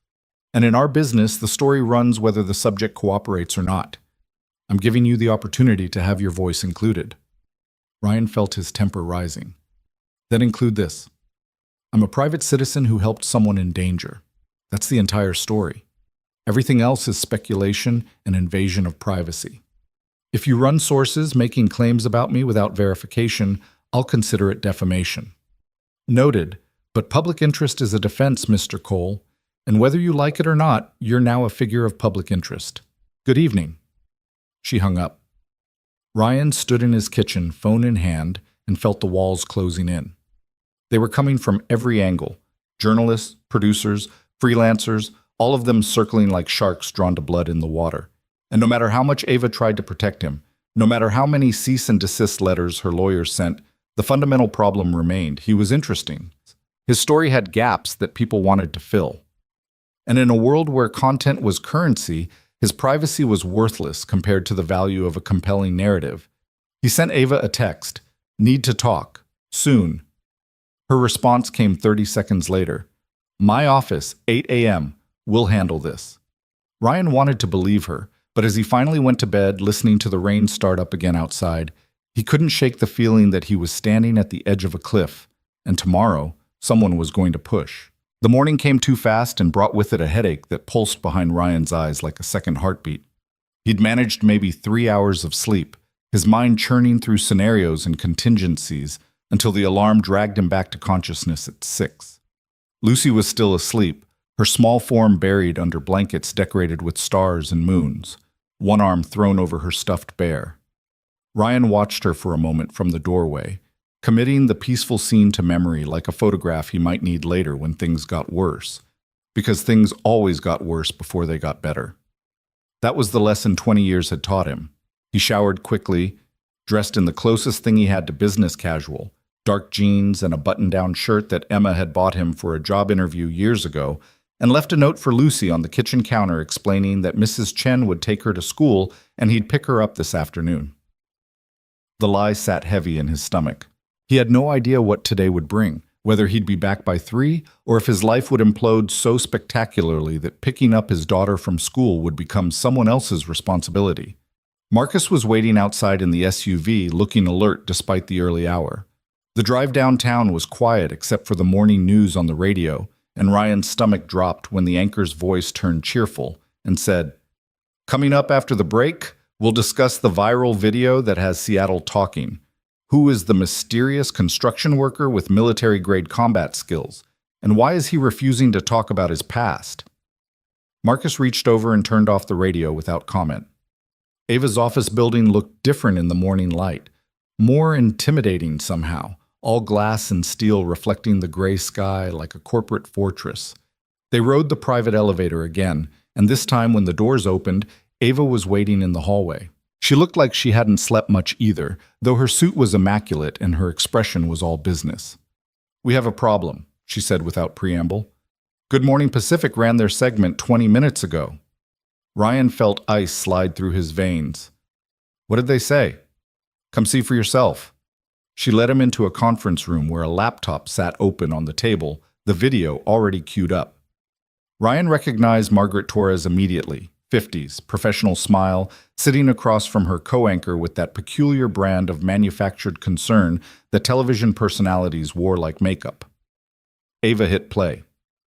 "This morning, we're following up on a story that's captured the attention of millions online," Torres said, her voice warm and inviting. 2 nights ago, a man identified as Ryan Cole intervened in an attempted assault in Seattle's warehouse district, disarming 2 attackers with what experts are calling professional-level combat techniques. But questions are mounting about who this man really is and what his background actually entails. The video cut to the alley footage, now enhanced somehow, the image quality better than the original, showing Ryan's movements in clearer detail. A freeze frame highlighted the moment when he stripped the gun from the first attacker, and a red circle appeared around his hands, zooming in on the precision of the technique. "We showed this footage to Daniel Rourke, a former Navy SEAL who now runs a security consulting firm," Torres continued, and the screen shifted to show a man in his 40s with a severe haircut and the confident bearing of someone used to being listened to. "Daniel, what did you see when you watched this video?" "What I saw," Rourke said, his voice carrying the flat authority of a professional, "was someone with advanced close-quarters combat training. The way he controlled the weapon hand, the joint manipulation, the transition to the second target, that's not something you learn in a weekend self-defense course. That's the result of hundreds of hours of repetition, the kind of training you find in military special operations or high-level private security." "So you're saying Mr. Cole has a military background?" "I'm saying he has training that suggests either military or professional security work. The efficiency is what stands out. No wasted movement, no hesitation. That's someone who's done this before, probably many times. Torres nodded gravely. We reached out to Mr. Cole multiple times for comment, but he declined to be interviewed. We also attempted to verify his employment history and found some interesting gaps. According to public records, Ryan Cole began working in construction 12 years ago, but before that, his employment history is unclear. There are no military service records under that name, no professional licenses, no digital footprint before 2013. It's as if Ryan Cole simply appeared fully formed 12 years ago. The video cut back to Torres in the studio. Now, there could be innocent explanations for this: name changes, privacy concerns, witness protection. But the lack of transparency has led to speculation online, with some suggesting Mr. Cole might be hiding something more significant. We've reached out to several government agencies to see if they can shed light on his background, but so far, no one is commenting. Ryan's hands clenched into fists under the table. They were painting him as suspicious, as someone with secrets that warranted investigation by government agencies. And the worst part was they weren't wrong. He did have secrets, secrets that could unravel everything if the wrong people started pulling at those threads. The segment continued with Torres reading statements from the Seattle Police Department, praising Cole's intervention while declining to comment on his background, then shifted to man-on-the-street interviews where random people speculated wildly about who he might be. The conspiracy theories ranged from former CIA operative to witness protection to foreign intelligence agent. One woman suggested he might be a superhero, which would have been funny if the situation weren't so dire. Finally, Torres wrapped up with a smile that didn't reach her eyes. Whatever Ryan Cole's past may hold, there's no denying he helped someone in need. But the question remains, in an age of transparency, do we have a right to know more about the people who become overnight heroes? That's a conversation worth having. We'll continue to follow this story and bring you updates as they develop. Ava closed the laptop. It's bad. It's worse than bad, Ryan said quietly. They basically just told every intelligence agency with internet access that there's someone in Seattle with training they can't account for. That's how you get flagged. That's how you get investigated by people with resources I can't hide from. I know, which is why we need to move up the timeline on our interview with Sarah Chen. If we don't control this narrative today, right now, someone else will, and they won't be as careful with the truth. Ava pulled out her phone and started typing. I'm having Sarah meet us here in 2 hours. That gives us time to prepare your statement and make sure we're not leaving any openings for follow-up speculation. 2 hours. Ava, I haven't even figured out what I'm going to say yet. Then we figure it out together. That's why I have a team. She gestured toward the door, and Ryan followed her down the hall to a larger conference room where 3 people were already waiting, 2 women and a man, all dressed in business attire, all looking at Ryan with the analytical expressions of people whose job was solving problems. Ryan Cole, meet my crisis management team, Ava said. This is Jennifer Park. She handles media relations. David Ortiz, he's my legal counsel. And Dr. Amanda Walsh, she consults on communications strategy. They've all signed NDAs that would bankrupt them if they violate your privacy, and they're here to help craft a narrative that protects you while satisfying public curiosity. Jennifer spoke first, her voice crisp and efficient. Mr. Cole, we've been reviewing the media coverage and social sentiment analysis. The good news is that public opinion is still largely sympathetic. People see you as someone who did the right thing. The bad news is that the mystery around your background is feeding speculation that could turn ugly. We need to give them answers that feel complete without actually revealing anything actionable. Meaning what, exactly? Ryan asked. David leaned forward. Meaning we acknowledge you have a background in security without specifying details that could be verified or contradicted. We frame your departure from that industry as a personal choice related to family priorities, which is emotionally satisfying and effectively closes the door on further inquiry. Most importantly, we emphasize that you're a private citizen who acted heroically but doesn't owe the public a detailed autobiography. Dr. Walsh, who'd been studying Ryan with unsettling intensity, finally spoke. Mr. Cole, I specialize in trauma communication and crisis psychology. What I need to understand is what you're most afraid of. Not professionally afraid, personally afraid. What's the worst-case scenario in your mind? Ryan was quiet for a moment, weighing how honest to be. But these people had been hired to protect him, and they couldn't do that effectively if he held back. Worst case, someone from my old life recognizes me from the coverage and decides I'm a liability, or someone I worked against 15 years ago decides this is an opportunity for revenge. Or, and this is the one that keeps me up at night, someone uses my daughter to get to me. Lucy is 8. She's innocent, and if anything happened to her because I got careless or proud or thought I could help someone without consequences, he didn't finish the sentence. He didn't need to. Dr. Walsh nodded slowly, and something in her expression suggested she understood trauma in ways that academic credentials couldn't explain. Then our primary objective is establishing boundaries, she said. We make it clear that your past is closed for discussion, that your daughter is completely off limits, and that any attempts to dig further will be met with legal action. We don't do this defensively. Defense suggests guilt. We do it from a position of principled privacy. You're a father protecting his child. That's universally sympathetic. And if they keep digging anyway? Ryan asked. Then we make it expensive and time-consuming enough that most outlets decide it's not worth the resources, David said. Ava's legal budget is effectively unlimited for this purpose.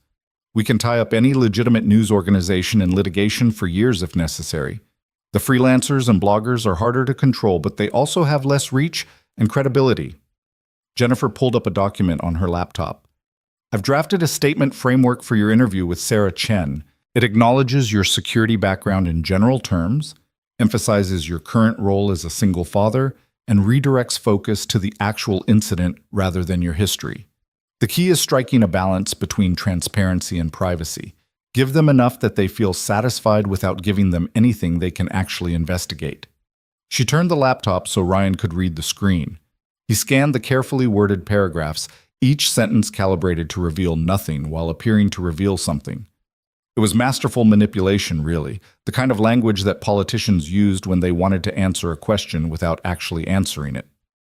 This makes me sound like a politician, Ryan said.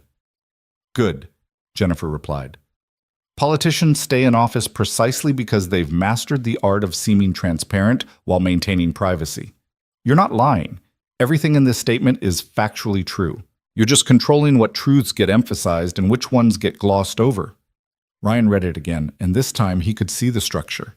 The emotional appeals that would make viewers sympathetic, the vague references that suggested importance without providing details, the pivot to Lucy that would make him human rather than mysterious.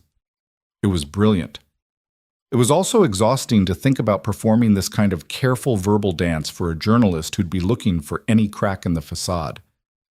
What if she asks something I'm not prepared for, he asked. What if she pushes on something I can't answer? Then you fall back on your training, Ava said quietly. You've been interrogated before, I assume, by people much more skilled than Sarah Chen. Ryan nodded slowly. He'd sat through hostile interrogations, friendly interrogations, interrogations that lasted hours while people tried to break him down or trip him up. This should be easier than that. Should be. The difference, Dr. Walsh interjected, is that in those situations you didn't care what your interrogators thought of you. Here, you need Sarah and her audience to like you, to empathize with you, to see you as a good man who deserves privacy. That requires a different skill set. You need to be vulnerable without being weak, honest without being revealing, firm without being hostile. How do I do that? You think about Lucy while you're talking.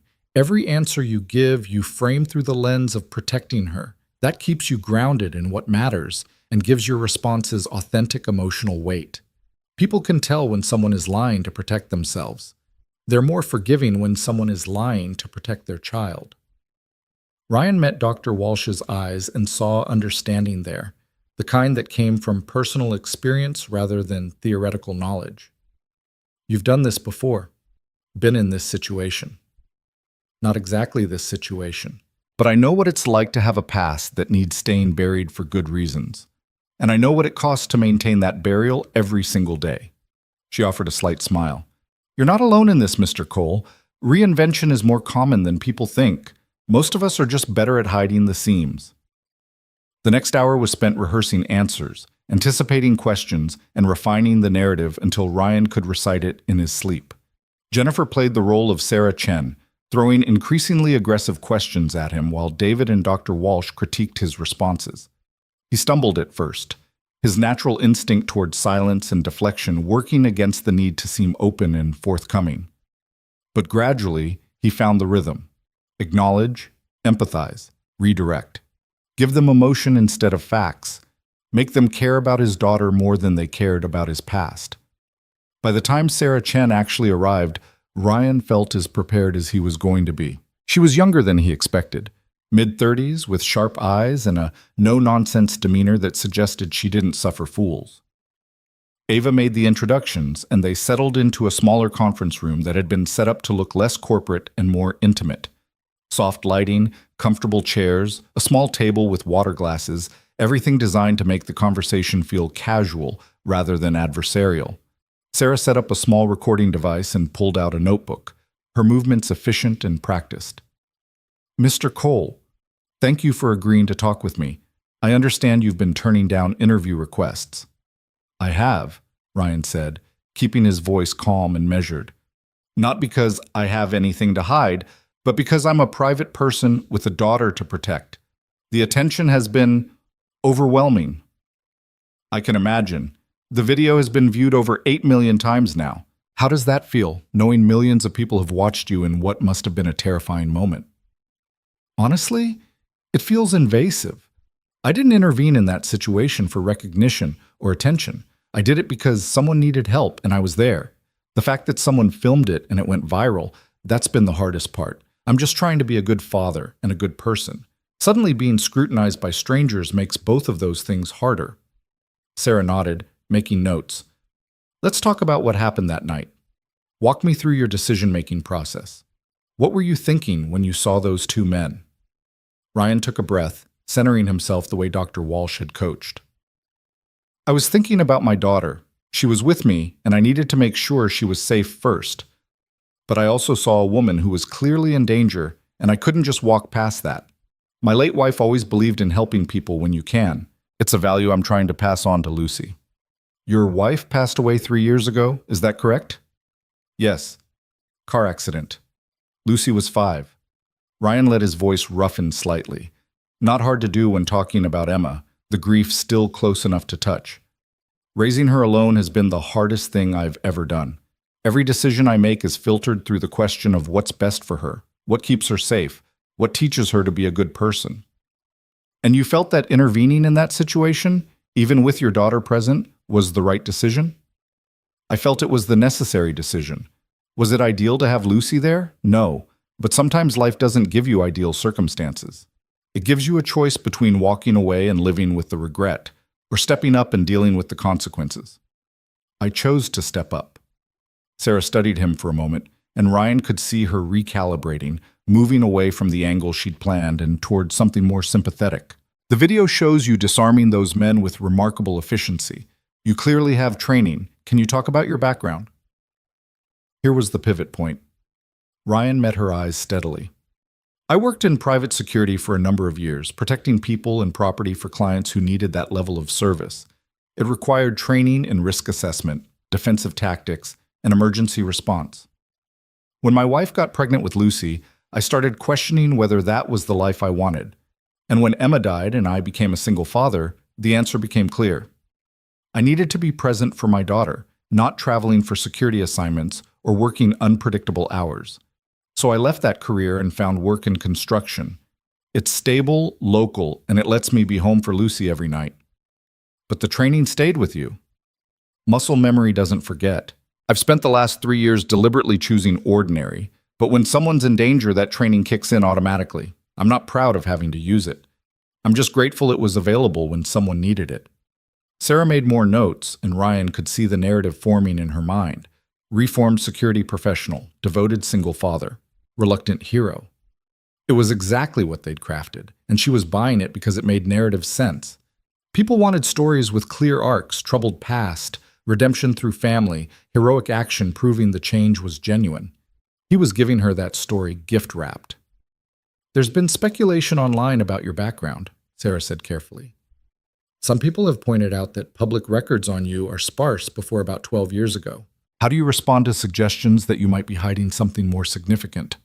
Ryan allowed himself a slight smile, the kind that suggested he found the conspiracy theories more amusing than threatening. People love a mystery, and the internet amplifies speculation into certainty. The truth is much more boring than the theories. I value my privacy, I've always valued it, and I was careful about my digital footprint long before social media made everyone's life public. As for my employment history, security work often requires discretion. Clients don't want their protection details documented publicly because that information can be used against them. So yes, my history is private, but that's by design, not because I'm some kind of spy or criminal. What about the suggestion that Ryan Cole might not be your original name? This was the dangerous question, the one that could crack everything open if he mishandled it. Ryan held Sarah's gaze and channeled every ounce of weary sincerity he could muster. Sarah, I'm going to be direct with you because I think you're asking from a place of journalistic integrity rather than sensationalism. My past is my past. I've done nothing illegal, nothing immoral, nothing that would be of legitimate public interest. I've simply chosen to live quietly and raise my daughter away from a career that required too much of me. If that privacy makes me suspicious to some people, I can live with that. What I can't live with is my daughter being hounded by strangers trying to turn my life into entertainment. So I'm asking you, as a journalist and as a human being, to respect that boundary. Sarah was quiet for a long moment, her pen still on the paper. Finally, she said, "Fair enough. Let's talk about what happened after you intervened. You stayed with the victim until help arrived?" The rest of the interview passed more smoothly, with Ryan describing Sophie's condition, his conversation with Ava, his concern for both women's safety. He painted himself as someone who'd been in the right place at the right time, nothing more. When Sarah finally turned off her recorder, she looked at him with something approaching respect. "That was good," she said. "Very good, actually. You're either telling the truth or you're the best liar I've ever interviewed." "I'm telling you everything I can," Ryan said, which was itself a carefully calibrated truth. Sarah packed up her equipment. "The piece will run in tomorrow's paper. You'll have a chance to review the quotes I'm using before we go to print. Ava has the contact information for my editor." She paused at the door.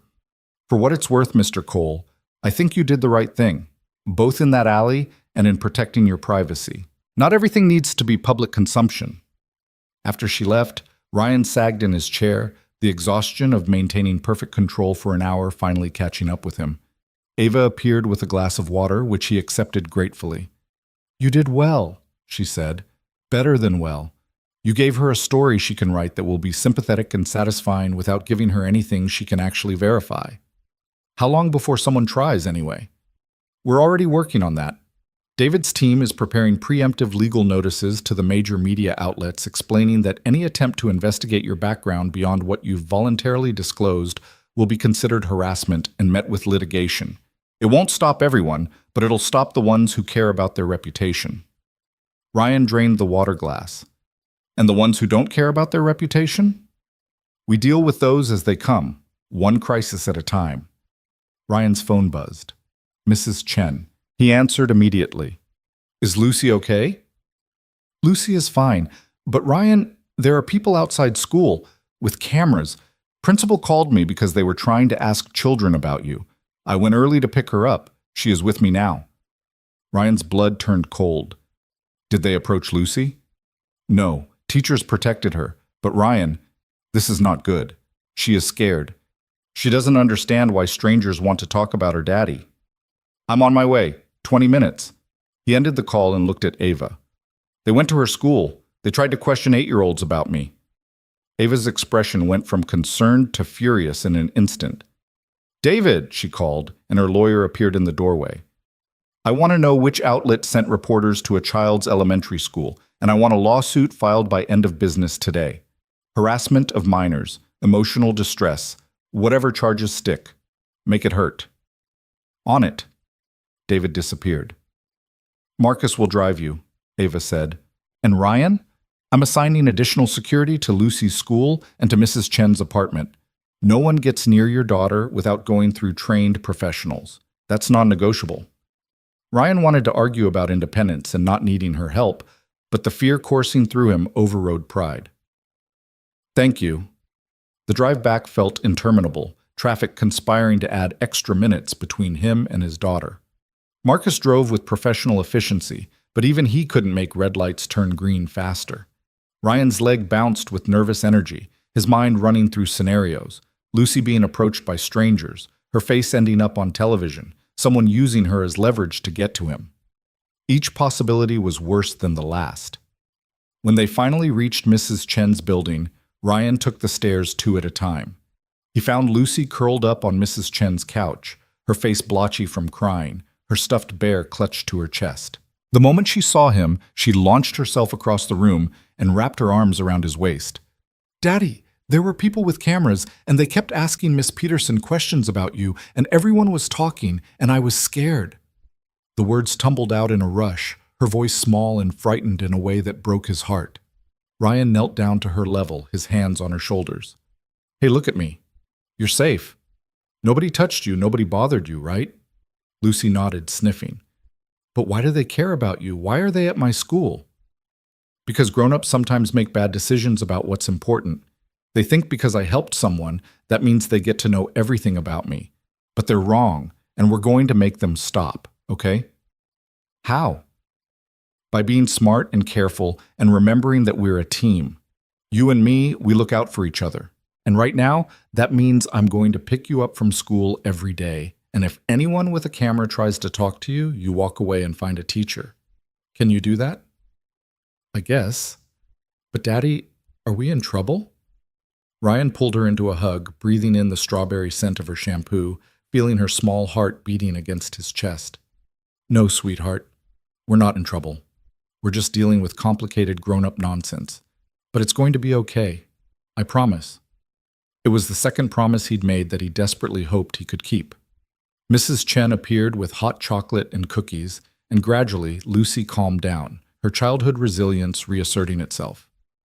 By the time Ryan carried her home to their own apartment, she was chattering about a drawing she'd made in art class. The school incident already receding in the way that childhood trauma sometimes could, not forgotten, but filed away to be processed later. Ryan got her settled with a movie and retreated to the kitchen, where he stared at his phone and tried to figure out what the hell he was supposed to do next. The interview with Sarah Chen would help, but it wouldn't stop everyone. There would always be someone looking for an angle, a conspiracy, a story that hadn't been told. And as long as his face was circulating online, as long as people were curious about the mysterious construction worker with combat skills, his life was exposed in ways he couldn't control. His phone rang. Unknown number again, but this time the area code was Virginia. That meant something. That meant government, potentially. Ryan answered. "Mr. Cole?" A man's voice, educated, careful. "My name is James Whitmore. I'm with the State Department's Diplomatic Security Service. Do you have a moment to talk?" Every alarm bell in Ryan's head went off simultaneously. "About what?" "About your rather impressive performance in that alley video that's been circulating. See, Mr. Cole, we have people who specialize in analyzing combat techniques, and they flagged your particular style of disarmament as consistent with training provided to protective details for high-value targets. That's a fairly specialized skill set, and we tend to keep track of people who have it. I told the journalist, I worked private security. That's where the training came from." "Right.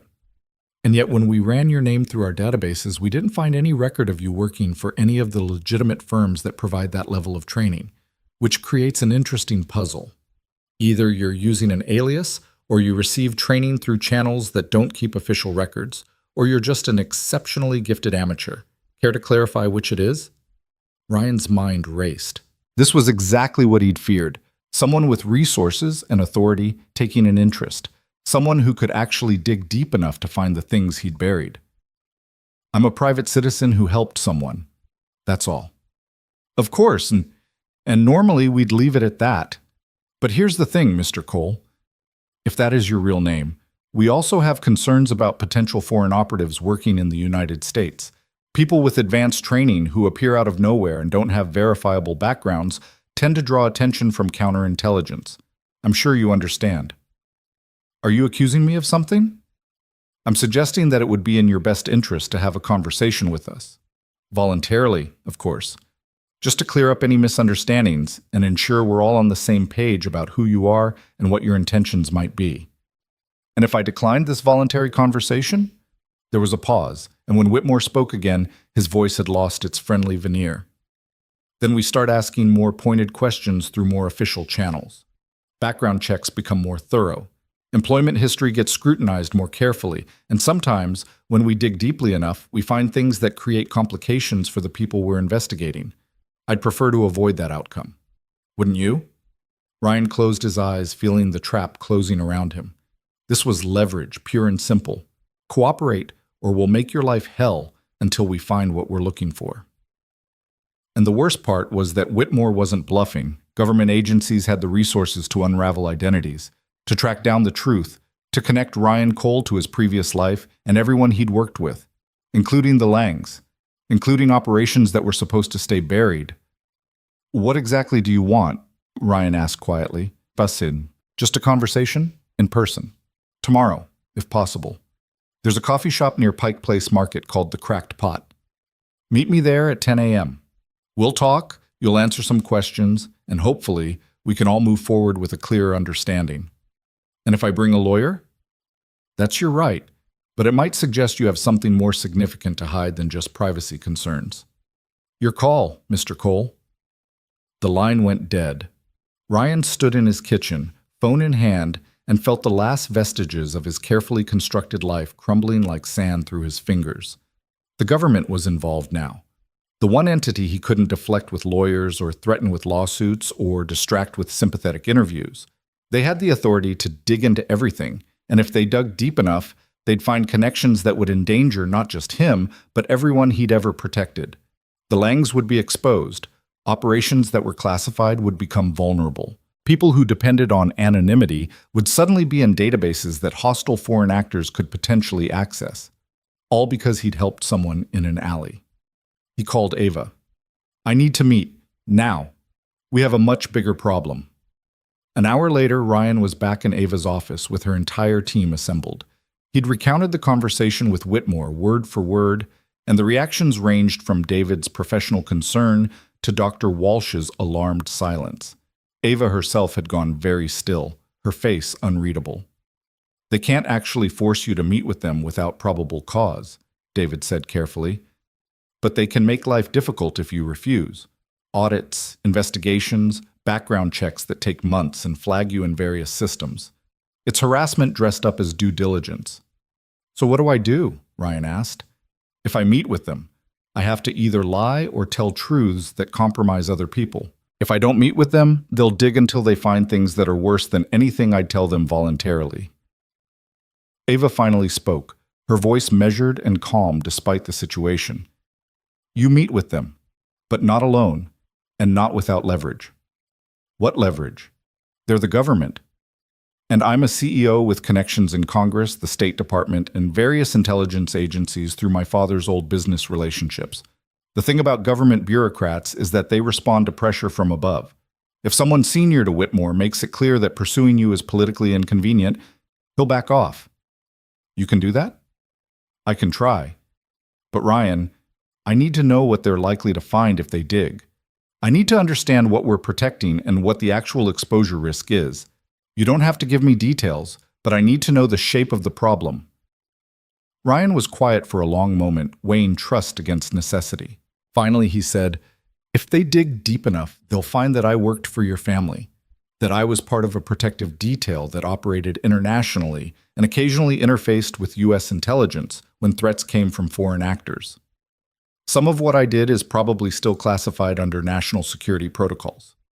Some of the people I worked with are probably still active in sensitive positions.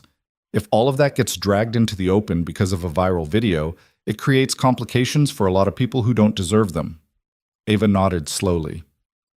Okay, that's actually manageable. You were a private contractor working with U.S. interests, not against them. That makes you a potential asset, not a threat. And the classification angle gives us leverage. They can't investigate too deeply without potentially exposing operations they want to keep quiet. How does that help me? Because I can make calls to people who understand the value of keeping certain things compartmentalized. I can frame your situation as a former contractor who's trying to live quietly, and pushing too hard on him risks exposing operations that are better left buried. Most intelligence agencies would rather let one guy maintain his privacy than crack open a can of worms that includes their own sensitive operations. David nodded. She's right. If we can get someone senior enough to see this as a potential exposure risk rather than an investigation opportunity, they'll tell Whitmore to back off. Government agencies are territorial. They protect their own secrets even if it means not pursuing someone else's. And if that doesn't work, Ryan asked, then you meet with Whitmore. You give him the bare minimum. Yes, you worked security. Yes, you had training. No, you can't discuss specifics due to NDAs and classification. No, you're not a foreign operative. Yes, you're just a dad trying to protect his daughter. You make yourself boring enough that pursuing you isn't worth the resources. Dr. Walsh, who'd been silent throughout the exchange, finally spoke. There's another consideration here. Your daughter. If government agencies start investigating you actively, that investigation will touch her life, school records, medical records, potentially even questioning her teachers or Mrs. Chen. You need to prepare her for that possibility without terrifying her. Ryan felt sick. She's 8 years old. How do I explain that the government might investigate us? You don't explain the government. You explain that sometimes grown-ups make mistakes and other grown-ups have to check to make sure everything's okay. You frame it as annoying but not dangerous. Kids are resilient if you give them a framework that makes sense. Ava stood, moving to her window with its view of the city stretching out below. Ryan, I'm going to make some calls tonight. People who knew my father, people who understand the world you came from. I can't guarantee it'll work, but I'm going to try to make this problem go away before tomorrow's meeting. In the meantime, you should go home, be with Lucy, and try to maintain normalcy for her sake. Whatever happens next, she needs to know her father is steady. Ryan stood as well, feeling the exhaustion in his bones. Why are you doing this, Ava? Really? This goes way beyond repaying a debt. She turned from the window, and in the fading afternoon light she looked younger, closer to the girl he'd protected all those years ago. Because when you worked for us, you made it possible for Sophie and me to live without fear. We could go to school, have friends, make mistakes, all because you were in the background managing threats we never saw. And when you left, I understood it was because you needed to live your own life, have your own family. But I also promised myself that if I ever had the power to return that gift, the gift of living without fear, I would. Consider this me keeping that promise. Ryan felt something in his chest loosen, a tension he'd been carrying since Emma died, and he'd realized he was truly alone in the world. Thank you. Don't thank me until this is over. Go home. Hug your daughter. I'll call you tonight after I've made my appeals. The drive back to his apartment felt surreal, the city lights bleeding together as Marcus navigated evening traffic. Ryan's mind kept circling back to Lucy. What this situation was doing to her, how much exposure she could take before it damaged something fundamental in her sense of security. He'd spent 3 years trying to give her stability, and in one night, all of that had been undermined by a viral video and the good intentions that led him to help a stranger. Would he do it differently if he could go back? Let those men hurt Sophie Lang rather than risk exposing his daughter to this chaos? The thought made him nauseous. No, he couldn't have walked away. That wasn't who he was, and it wasn't who he wanted Lucy to become. But the cost of being good sometimes felt impossibly high. Lucy was already asleep when he got home, curled up in her bed with her bear and a nightlight casting constellation patterns on her ceiling. Mrs. Chen had stayed with her until Ryan returned, and she patted his arm as she left with a grandmother's certainty that everything would work out because it had to. Ryan made himself eat something, though he barely tasted it. He showered, letting the hot water beat against his shoulders, and tried to imagine what tomorrow would bring. A meeting with a government agent who wanted answers Ryan couldn't give. Potentially an investigation that would unravel everything. Or maybe, if Ava's connections were as good as she believed, a quiet resolution where someone senior made a phone call and Whitmore found better things to do with his time. He was toweling off when his phone rang. Ava. I made the calls, she said without preamble. 3 people who knew my father, who understand the world you came from, who have enough influence to make suggestions that carry weight. 2 of them are making calls tonight to their contacts in State Department and CIA. The 3rd is planning to reach out to Whitmore's supervisor directly with concerns about potential exposure of classified operations. I can't promise it'll work, but I put the pieces in motion. What do I owe you for this? Nothing. But if you insist on keeping a ledger, then consider it down payment on a different question I'm going to ask you eventually. What question? Whether you'd consider coming to work for me. Not in the field, I know you're done with that, but as a security consultant, helping me design systems and protocols that protect people the way you protected my family. It would be mostly remote work, flexible hours, salary that would let Lucy go to better schools, and you to stop worrying about construction accidents putting you out of work. But that's a conversation for later, after this crisis is resolved. Ryan was quiet, processing the offer. I'll think about it. That's all I ask. Get some sleep if you can. Call me tomorrow after the meeting, assuming it still happens. After she hung up, Ryan stood in his dark living room and stared at the sleeping city beyond his window. Somewhere out there, phone calls were being made on his behalf. Favors were being called in. The machinery of power was shifting to protect one man and his daughter from the consequences of viral fame. It felt surreal. It felt like standing in the eye of a hurricane, knowing the wind could shift direction at any moment and tear everything apart. But for tonight, Lucy was safe. For tonight, the walls were still standing, and that would have to be enough. He finally went to bed, though sleep came in fragments and nightmares. In his dreams, Emma was alive again, standing in that alley with Lucy, watching him fight. When he turned to her for approval, she shook her head sadly. "You promised," she said. "You promised you'd leave that life behind." And then she disappeared, and he was alone with his daughter crying, and strangers with cameras closing in from every direction while he tried to shield her with his body, but there were too many of them, always too many. He woke at 5 a.m., heart pounding, and gave up on sleep. Instead, he made coffee and sat at his kitchen table, watching the dawn break over Seattle, and waited to see if Ava's efforts would be enough to save the life he'd built from the ashes of who he used to be. The morning light filtered through Ryan's kitchen window like a reluctant promise, gray and uncertain, matching the knot of anxiety that had taken up permanent residence in his stomach. He'd already gone through half a pot of coffee by the time Lucy padded out of her bedroom, rubbing sleep from her eyes and dragging her bear behind her. She climbed into his lap without asking, the way she used to do when she was smaller and the world felt safer. "Bad dreams again?" she asked, her voice muffled against his chest.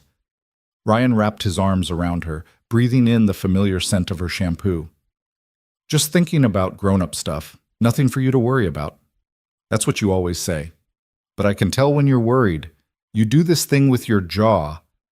She reached up and touched the side of his face, where the muscles get all tight like you're trying to bite through metal. Despite everything, Ryan smiled. His daughter was too perceptive for her own good, a trait she'd inherited from Emma, along with those auburn curls and that stubborn chin. "You're too smart for 8. I'm almost 9. That's basically a teenager. Please don't rush it. I'm not ready for the teenager years." Lucy pulled back to look at him seriously. "Daddy, are we still in trouble? From the video and the people with cameras?" Ryan chose his words carefully, remembering Dr. Walsh's advice about giving children frameworks that made sense without terrifying them. "We're dealing with some complicated situations, but we're not in danger. Some people are asking questions that they don't really need answers to, and we're working on helping them understand that. It's annoying more than scary, okay? Like when Tommy Berkowitz kept asking me if I had a boyfriend and wouldn't stop even when I said it was none of his business? Exactly like that. Sometimes people don't respect boundaries, and you have to be firm about protecting your privacy. So what are you going to do?"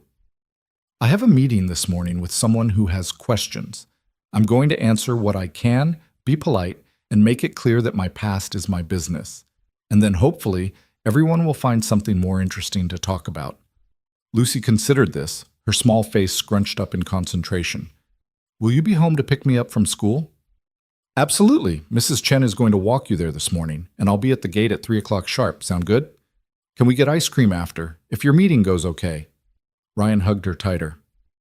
"If my meeting goes okay, we'll get ice cream and pizza and watch that movie you've been begging to see. Deal?"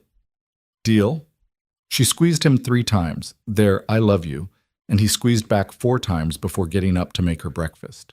The routine of scrambled eggs and toast, of packing her lunch and making sure she had her homework, provided a temporary anchor against the chaos swirling just beyond their apartment walls.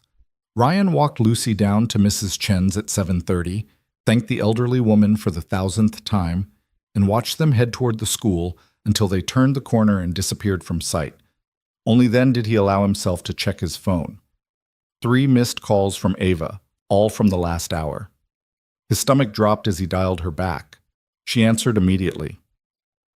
Ryan, good news and complicated news. Which do you want first? Good news. I need something positive before 9 a.m. The good news is that my contacts came through.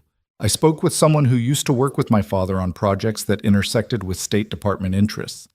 He made calls last night to people who matter, and those people made calls to other people who matter. The result is that James Whitmore received what I'm told was a very clear conversation from his deputy director at 6 a.m. this morning about the risks of pursuing investigations into former contractors who worked on sensitive operations.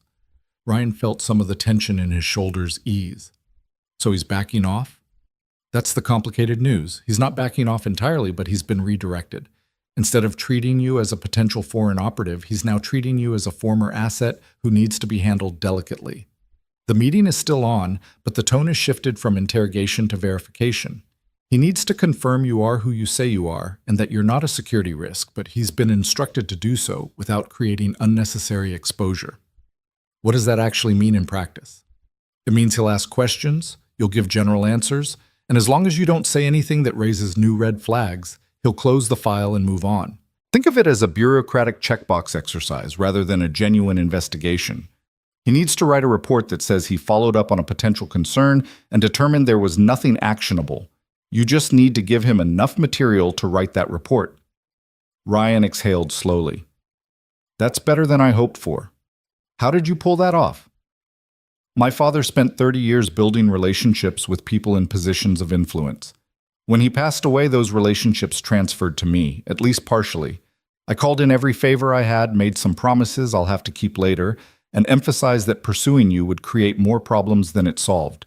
Turns out the intelligence community really doesn't like when private contractors who know things start getting publicly investigated. Too many potential threads that lead to operations they'd rather keep quiet. Ava, I don't know how to thank you. Thank me by surviving this meeting without saying anything that reignites their interest. Be boring, be cooperative, be exactly what they want you to be, a former contractor who's retired and poses no threat to anyone. Can you do that? I've played roles before. I can do it again. Good. Call me as soon as it's over. And Ryan, you're not alone in this. Remember that. After they hung up, Ryan showered and dressed in what he hoped struck the right balance between respectable and unmemorable. Khaki pants, a button-down shirt, a jacket that hid the fact that he'd lost weight from stress over the past few days. He studied himself in the mirror and barely recognized the man looking back. When had the lines around his eyes gotten so deep? When had the gray in his stubble spread so far? He looked like someone who'd lived several lives, which wasn't far from the truth. Marcus drove him downtown, navigating the morning traffic with the same professional efficiency he brought to everything. The Cracked Pot was a small coffee shop tucked between a bookstore and a law office, the kind of place that catered to regulars and didn't have free Wi-Fi, which probably made it ideal for conversations people wanted to keep private. Ryan arrived 10 minutes early and ordered a black coffee he didn't particularly want, then claimed a table near the back where he could see both the entrance and the emergency exit. Old habits. James Whitmore walked in at exactly 10 o'clock, and Ryan recognized him immediately. Mid-40s, average height and build, wearing business casual clothes that helped him blend into any crowd. His eyes swept the shop in the practiced way of someone trained to assess spaces, and when they landed on Ryan, something flickered across his face. Recognition? Respect? Hard to tell. Whitmore ordered tea, Earl Grey, no sugar, and joined Ryan at the table, setting down a slim leather portfolio and offering a handshake that was firm but not aggressive. Mr. Cole, thank you for agreeing to meet. Did I have much choice? You always have choices. Some are just more pleasant than others. Whitmore opened his portfolio and pulled out a tablet, which he set on the table between them. I'll be direct because I suspect you appreciate directness. I received a call this morning from my deputy director explaining that your background intersects with some sensitive operations and that I should tread carefully. That tells me two things. One, you have powerful friends making calls on your behalf. And two, you were involved in something classified enough that even investigating you creates exposure risks. Ryan sipped his coffee and said nothing. Let Whitmore talk. So here's where we are, Whitmore continued. I need to file a report that explains who you are, confirms you're not a security threat, and closes this inquiry without opening new ones. The easiest way to do that is for you to give me enough information that I can write former contractor, no longer active, no concerns, and move on. Are you willing to cooperate with that process? Depends on what you're asking. Fair enough. Whitmore tapped his tablet and brought up what looked like a form with various fields. Let's start simple. Is Ryan Cole your legal name? Yes, has been for the past 12 years. And before that? Before that isn't relevant to your investigation. Whitmore's expression didn't change, but Ryan saw the slight tension in his jaw. Mr. Cole, I'm trying to help you here. If I go back to my superiors and say you refuse to answer basic questions, it makes my report longer and more complicated. If I can say you were forthcoming about your background within reasonable security constraints, everyone's life gets easier. Ryan considered this. Ava's contacts had bought him some latitude, but refusing to engage at all would undermine their efforts. He needed to give Whitmore something without giving him anything that could be verified or contradicted. Before 12 years ago, I worked under different names for different clients depending on the situation. That was standard practice in private security when you're working international contracts. Clients don't want their protection details publicly documented. Who did you work for? Private families, primarily. High net worth individuals who needed protection for themselves and their dependents. I signed NDAs that are still in effect, so I can't give you names without violating contractual obligations. Those NDAs wouldn't supersede national security concerns. No, but they'd require a subpoena to overcome, and I suspect your deputy director made it clear that pursuing subpoenas would be counterproductive. Whitmore's lips twitched. Not quite a smile, but acknowledgement that Ryan had read the situation correctly. Let's try a different angle. The training you displayed in that video, where did you receive it? A combination of sources. Military training initially, then additional instruction through private firms that specialized in executive protection. Some defensive tactics training, some weapons training, some emergency medical response. Standard package for that line of work. Which branch of military? Does it matter? I'm no longer active duty, haven't been for nearly 20 years, and my service record is my own business, unless you have a specific security concern that requires access to it. Whitmore typed something on his tablet, and Ryan caught a glimpse of the screen. He was literally filling out a form, checking boxes, entering Ryan's answers into fields that probably fed into a database somewhere. This really was just bureaucratic procedure, exactly as Ava had predicted. Did your work ever bring you into contact with foreign intelligence services? Whitmore asked. Occasionally, clients faced threats from various actors, including state-sponsored ones. That's why they hired professional protection.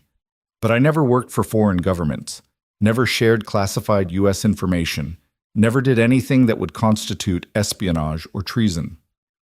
Did you work with U.S. intelligence agencies? I interfaced with them when client security concerns overlapped with national security interests. Cooperative relationships, not employment. I was a private contractor protecting private individuals, but when those individuals faced threats that U.S. agencies cared about, we coordinated. Whitmore made more notes. Are you currently in contact with any of your former clients or colleagues from that line of work? This was the dangerous question, the one that could create connections between Ryan and the Langs if answered wrong. He chose his words carefully. I left that career to focus on raising my daughter. I'm not active in that community anymore. If former clients or colleagues reached out to me, hypothetically, I would help them if I could, because relationships built on trust don't expire just because employment ends. But I'm not seeking out that world. I'm trying to live quietly and be a good father. And the incident in the alley, that wasn't seeking out that world? That was responding to someone in immediate danger. If you're asking whether I'm looking for opportunities to use violence or relive my former career, the answer is no. I would be perfectly happy never using those skills again. But I'm not going to walk past someone being assaulted just to maintain my anonymity. Whitmore studied him for a long moment, and Ryan met his gaze steadily. Finally, the agent nodded slowly. Okay, I think I have what I need. For the record, let me summarize. You're a former military member who transitioned to private security work protecting high-value clients, received advanced training appropriate to that role, interfaced with U.S. agencies when necessary, left the industry 12 years ago for personal reasons, and are now working construction while raising your daughter. The incident in the alley was an isolated response to witnessing a crime, not an indication of ongoing involvement in security operations. Is that accurate? That's accurate. And you represent no security threat to the United States or its interests? Correct. And you have no intention of returning to security work or using your background in any capacity that would create intelligence concerns? Ryan hesitated, thinking about Ava's job offer. I have no intention of doing anything that would create intelligence concerns. If someone asked me to consult on security systems or training in a purely domestic legal capacity, I might consider it. But I'm not going to work for foreign governments, criminal organizations, or anyone else who would put me at odds with U.S. interests. Whitmore typed a final note and closed his tablet. Good enough. My report will reflect that we conducted due diligence, found no security concerns, and recommend closing the inquiry without further investigation. You should be aware that this conversation is now part of your file, so if you do something in the future that raises flags again, it'll be viewed in context of what you've told me today. Understood. One more thing. Whitmore pulled out a business card and slid it across the table. If your situation changes, if someone from your past creates problems, if foreign actors take an interest in you, if anything happens that could be relevant to national security, I want you to call me. Not as a threat, but as an offer. You have skills and experience that could be valuable if things go sideways. Better to have a relationship established before crisis hits. Ryan pocketed the card without looking at it. Hopefully it won't come to that. Hopefully. Whitmore stood and extended his hand again. Mr. Cole, for what it's worth, I think you did the right thing in that alley. Most people would have walked past. The fact that you didn't says something about your character. But I'd suggest you try to stay out of viral videos going forward. Makes life complicated. Trust me, that's the plan. After Whitmore left, Ryan sat at the table for another 10 minutes, letting the adrenaline drain from his system. It was done. He'd given them enough to satisfy bureaucratic requirements without revealing anything actionable. Whitmore would file his report, the inquiry would be closed, and Ryan could go back to being invisible, assuming the media lost interest, assuming no one else decided to dig, assuming the universe decided to give him a break for once. He called Ava from the sidewalk outside the coffee shop. It's done. He got what he needed. I didn't say anything that creates new problems, and he's filing a report that recommends closing the inquiry. That's excellent. Better than I hoped. How do you feel? Exhausted, relieved, still waiting for the other shoe to drop. There's not going to be another shoe, Ryan. We controlled the narrative, managed the investigation, and protected your privacy. The worst is over. Is it? Because the video is still out there.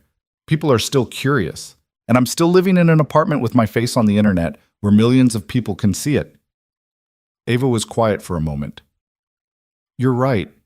The exposure doesn't go away completely, but it fades. In 2 weeks, there will be some new viral video and people will forget about you. In a month, you'll just be a footnote in the great internet archive of things that briefly mattered. You just have to survive the next few weeks while the attention dies down. And if it doesn't die down, then we adapt. But Ryan, I meant what I said yesterday. The job offer is real.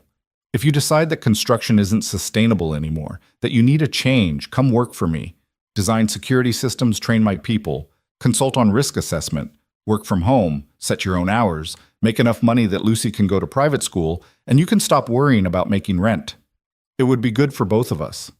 Ryan leaned against the building, watching traffic flow past like a river of metal and glass. The offer was tempting. More than tempting. It would solve so many problems: financial security, meaningful work that used his actual skills, the ability to provide Lucy with opportunities he couldn't afford on a construction worker's salary. But it also meant staying connected to that world, to people who knew what he used to be, to the possibility that his past would always be hovering just beneath the surface of his present. Can I think about it? Take all the time you need. The offer doesn't expire. After they hung up, Ryan started walking. He had hours before he needed to pick up Lucy, and the thought of going back to his empty apartment felt suffocating. So he walked through downtown Seattle, past the tourists at Pike Place Market, and the business people hurrying to meetings, past street performers and coffee shops, and all the ordinary chaos of a city at midday. He was just another face in the crowd, anonymous and unremarkable, and for the first time in days, that felt like a gift. His phone buzzed with a text from an unknown number. Against his better judgment, he opened it. "Mr. Cole, this is Sarah Chen from Seattle Times. Your interview is running in tomorrow's paper, front page of the local section. I wanted you to know that I wrote it as sympathetically as I could while maintaining journalistic integrity. You came across as honest and principled. I think it'll help with public perception. The piece focuses on your choice to leave security work for fatherhood, emphasizes your desire for privacy, and makes it clear that you're just a regular guy who responded to an emergency. No conspiracy theories, no speculation about hidden agendas. I hope it gives you some peace. Take care of your daughter." Ryan read the text twice, feeling something in his chest loosen. Sarah Chen had kept her word. She'd written the story he'd given her rather than the story that would get more clicks. In a world of Derek Marshes who'd weaponize an 8-year-old for career advancement, finding a journalist with integrity felt like stumbling onto an oasis in the desert. He texted back, "Thank you, genuinely. You didn't have to be fair, but you were. I appreciate it more than I can say." Her response came a minute later. "That's what journalism is supposed to be. Good luck with everything."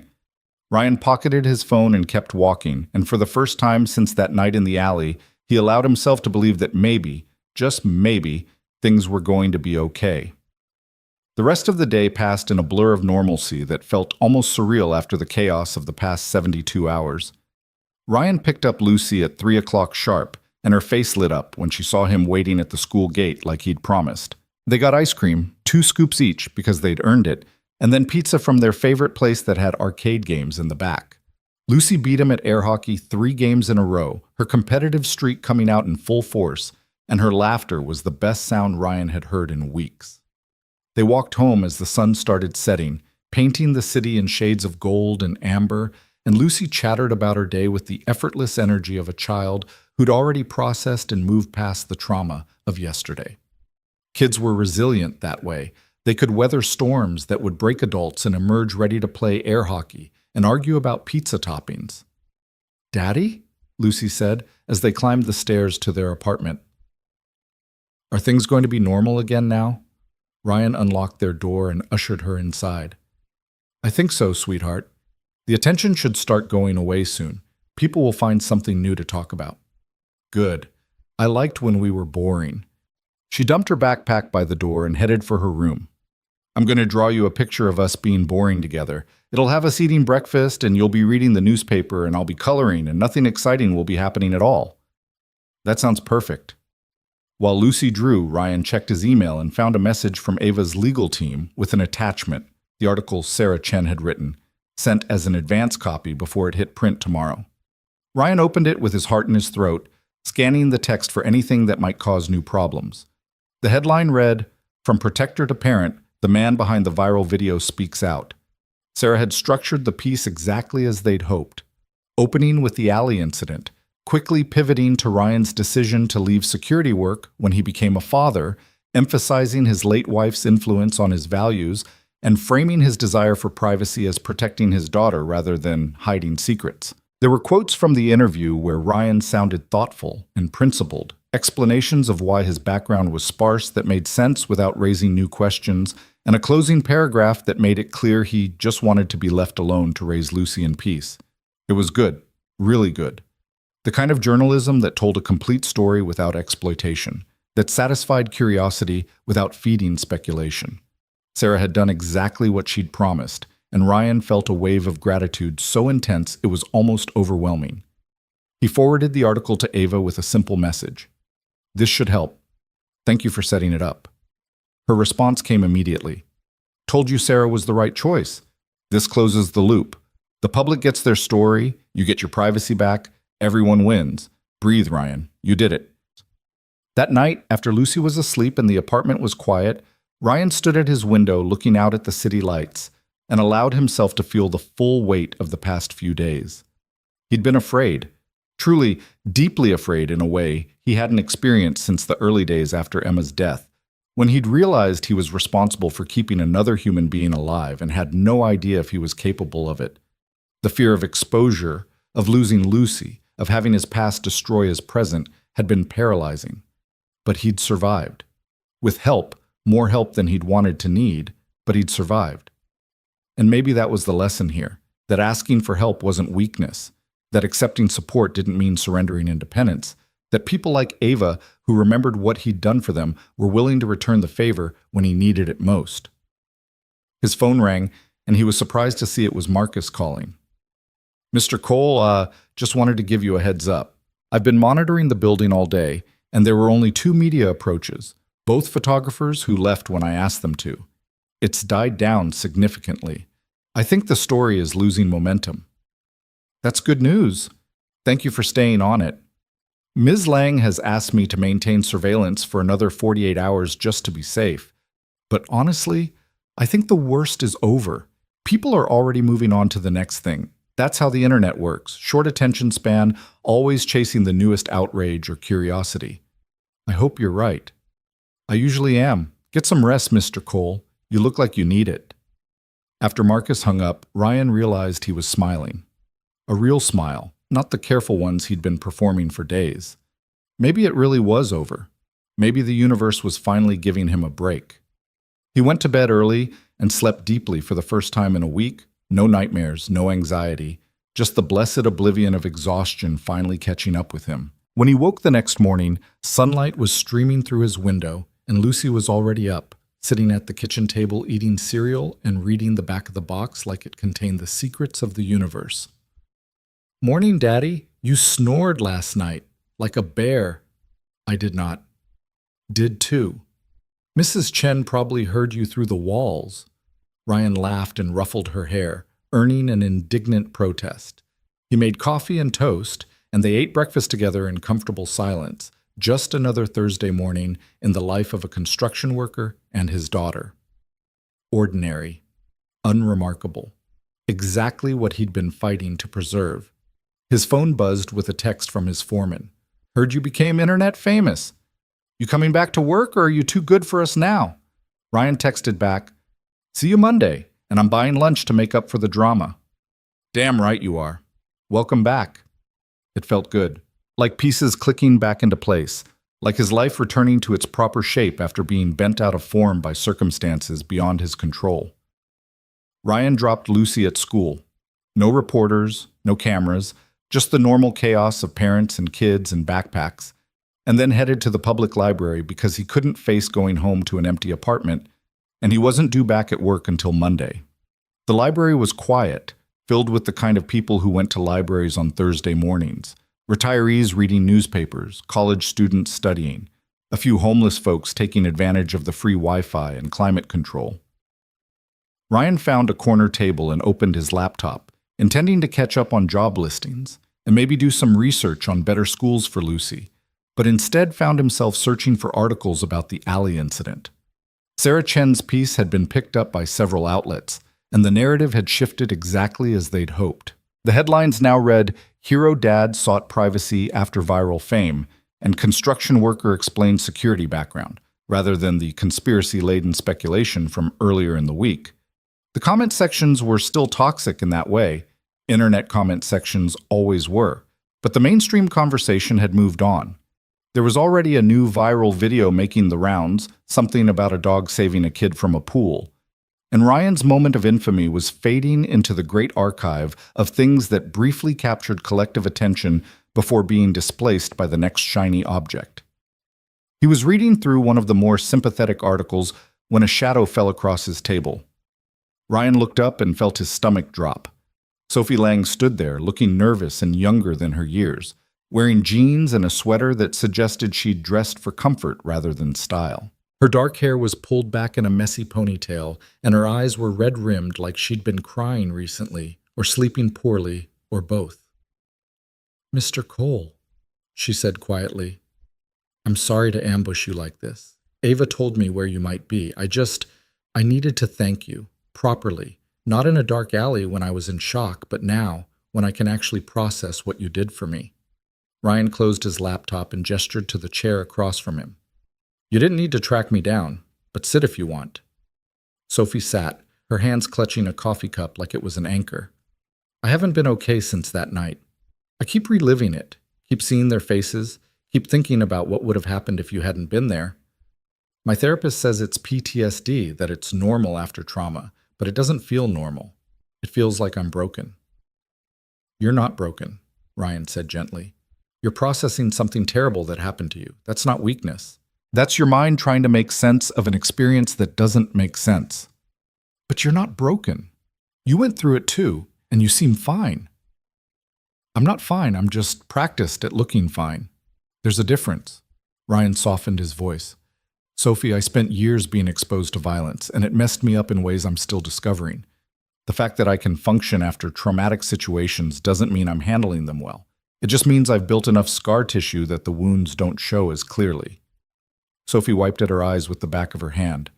Ava told me you used to work for our family, that you were our protection when we were kids. I barely remember you, just this tall man who was always there but never talked much. You made me feel safe even when I didn't understand why I needed protecting. You were a good kid. Both of you were. Made my job easy.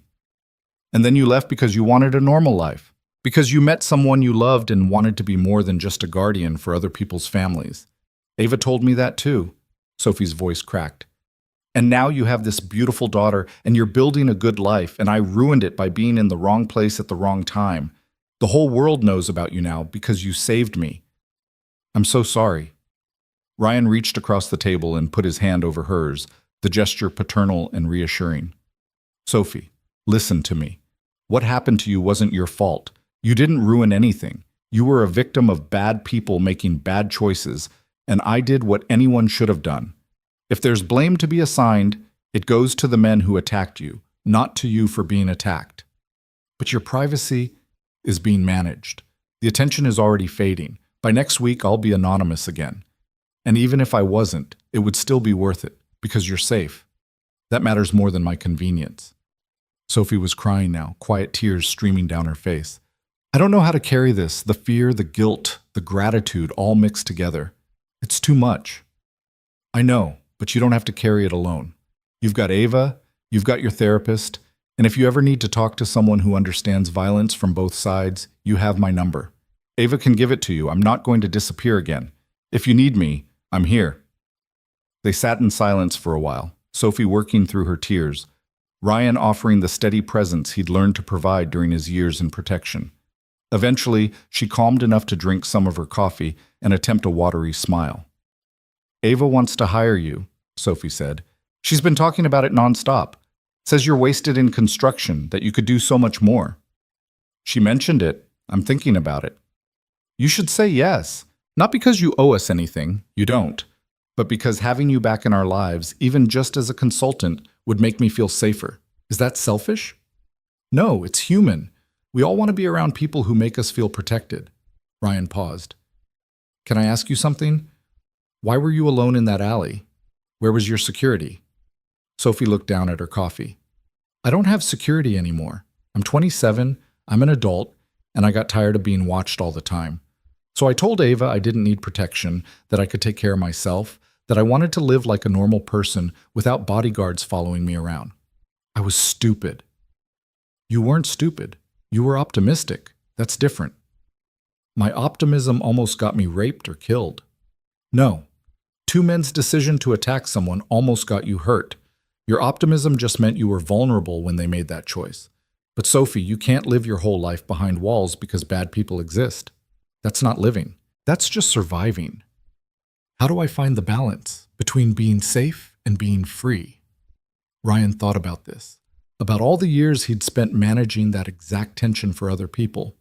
You assess risks honestly without letting fear make you paranoid. You take reasonable precautions without letting them control your life. And you stay connected to people who care about you, so you're never truly alone even when you're physically by yourself. That's the best anyone can do. Sophie finished her coffee and stood, her composure somewhat restored. Thank you for saving me, for talking to me, for not making me feel stupid or weak. Ava's right about you. You're exactly what she remembers. The guardian who understood that protecting people meant more than just keeping them alive.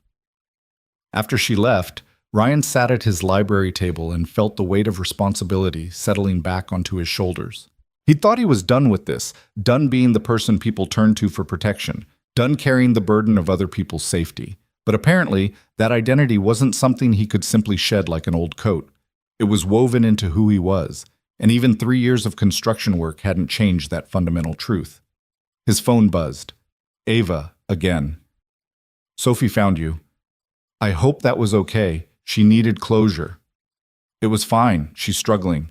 I know. We're getting her the best help available, but trauma doesn't operate on a convenient timeline. She'll heal when she heals. A pause. Ryan, I have to ask directly because dancing around it feels dishonest. Will you come work for me? I'm not asking you to go back into the field or do anything dangerous. I'm asking you to help me build security systems and train my people so that what happened to Sophie doesn't happen to anyone else on my watch. It's a legitimate position with a legitimate salary, and you'd be helping people by preventing rather than responding to threats.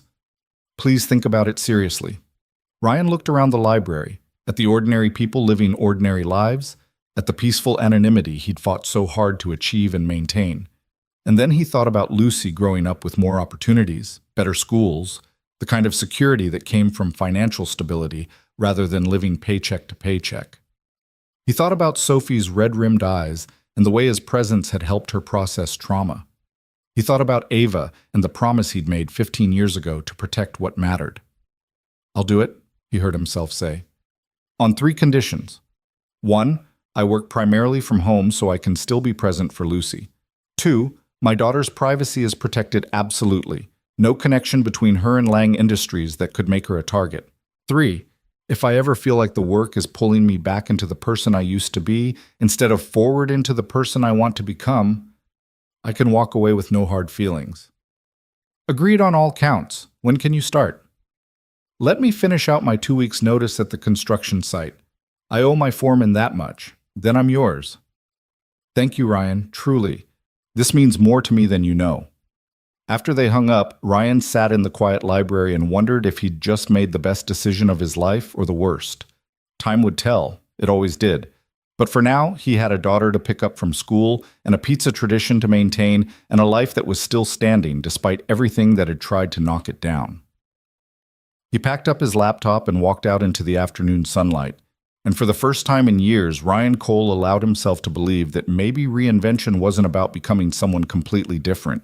Maybe it was about finding ways to be who you were while protecting the things that mattered most. Maybe the guardian and the father weren't separate identities at all, just different expressions of the same fundamental need to keep people safe. His phone buzzed one more time. A text from Lucy's school.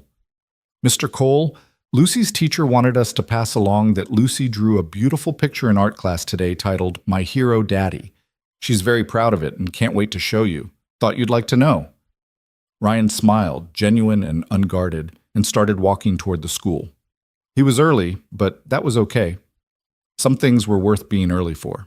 3 weeks later, Ryan stood in his apartment surrounded by boxes that represented the careful dismantling of one life and the construction of another. Not the desperate kind of packing that came from running away, but the methodical sort that came from moving forward with intention. Lucy sat cross-legged on the floor, wrapping her stuffed animals in newspaper like they were fragile treasures, humming that song from the Princess movie while she worked. They weren't leaving Seattle. That had been Lucy's one non-negotiable demand when Ryan told her about the new job and the changes it would bring. She had friends here, a school she loved, memories of her mother woven into the streets and parks, and the apartment where they'd become a family of 2 instead of 3. So instead of fleeing to somewhere anonymous, they were moving across town to a better neighborhood with better schools and a 2-bedroom apartment that had actual closet space and windows that didn't stick. It was a compromise Ryan could live with. Growth instead of escape. His last day at the construction site had been surprisingly emotional.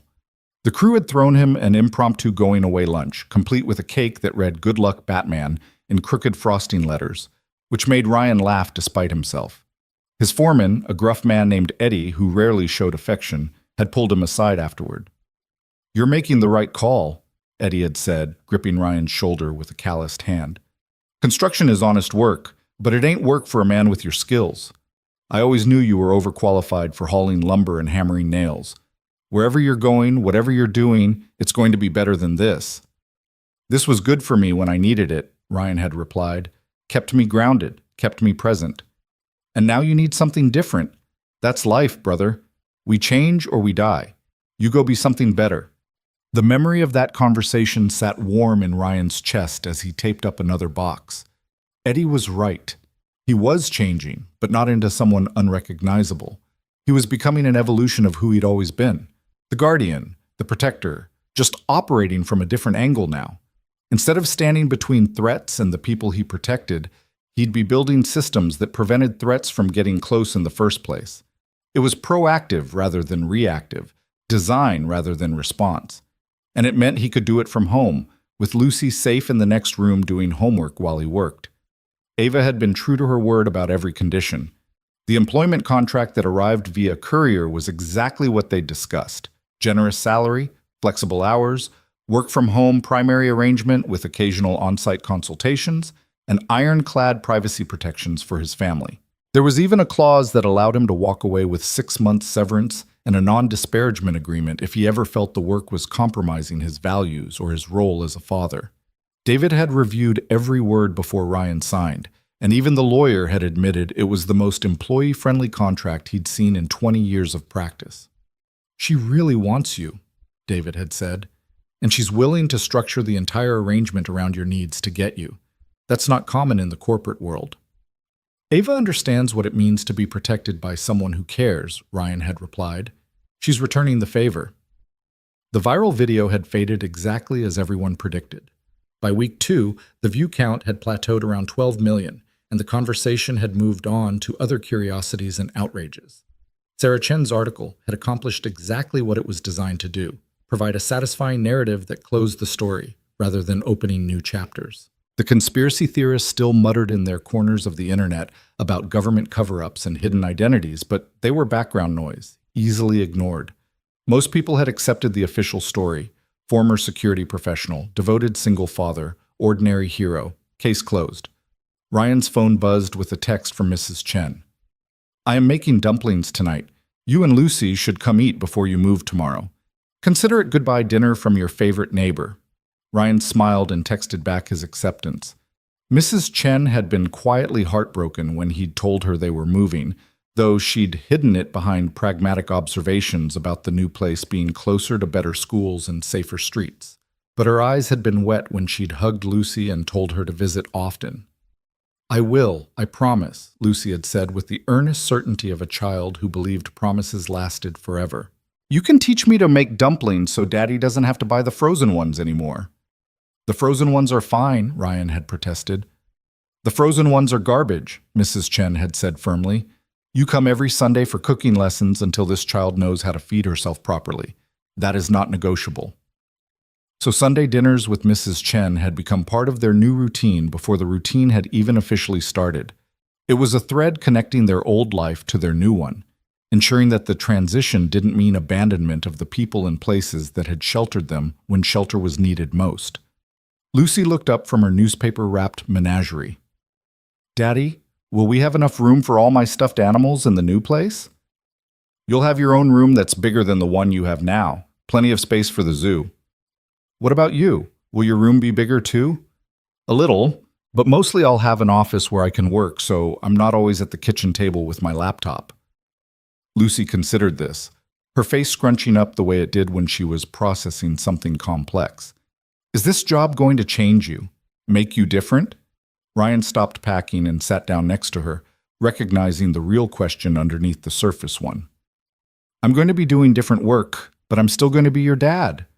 Still going to make you breakfast and help with homework and watch movies with you. The job is just how I earn money to take care of us. It doesn't change who I am to you." "But what if you have to travel? What if you have to go protect people far away?"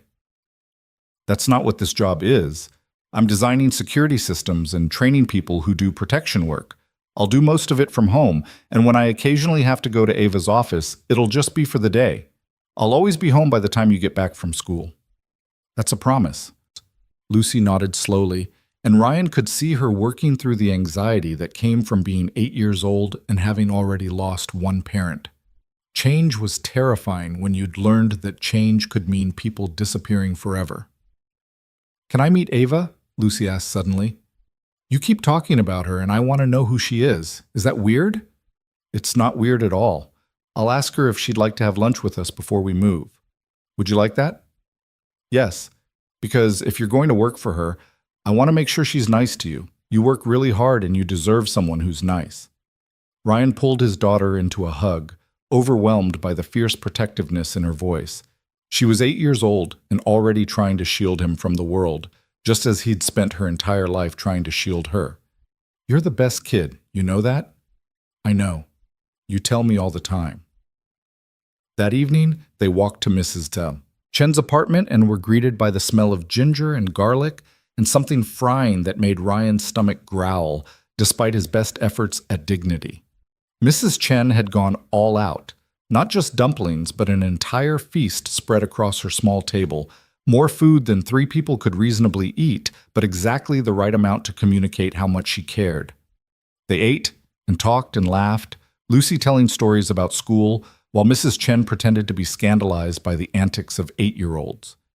After dinner, while Lucy was distracted by a Chinese cartoon on Mrs. Chen's television, the elderly woman pulled Ryan into her tiny kitchen under the pretense of making tea. "You are doing the right thing," she said quietly, her weathered hands moving through the familiar ritual of heating water and preparing cups. Moving up, moving forward. Emma would be proud.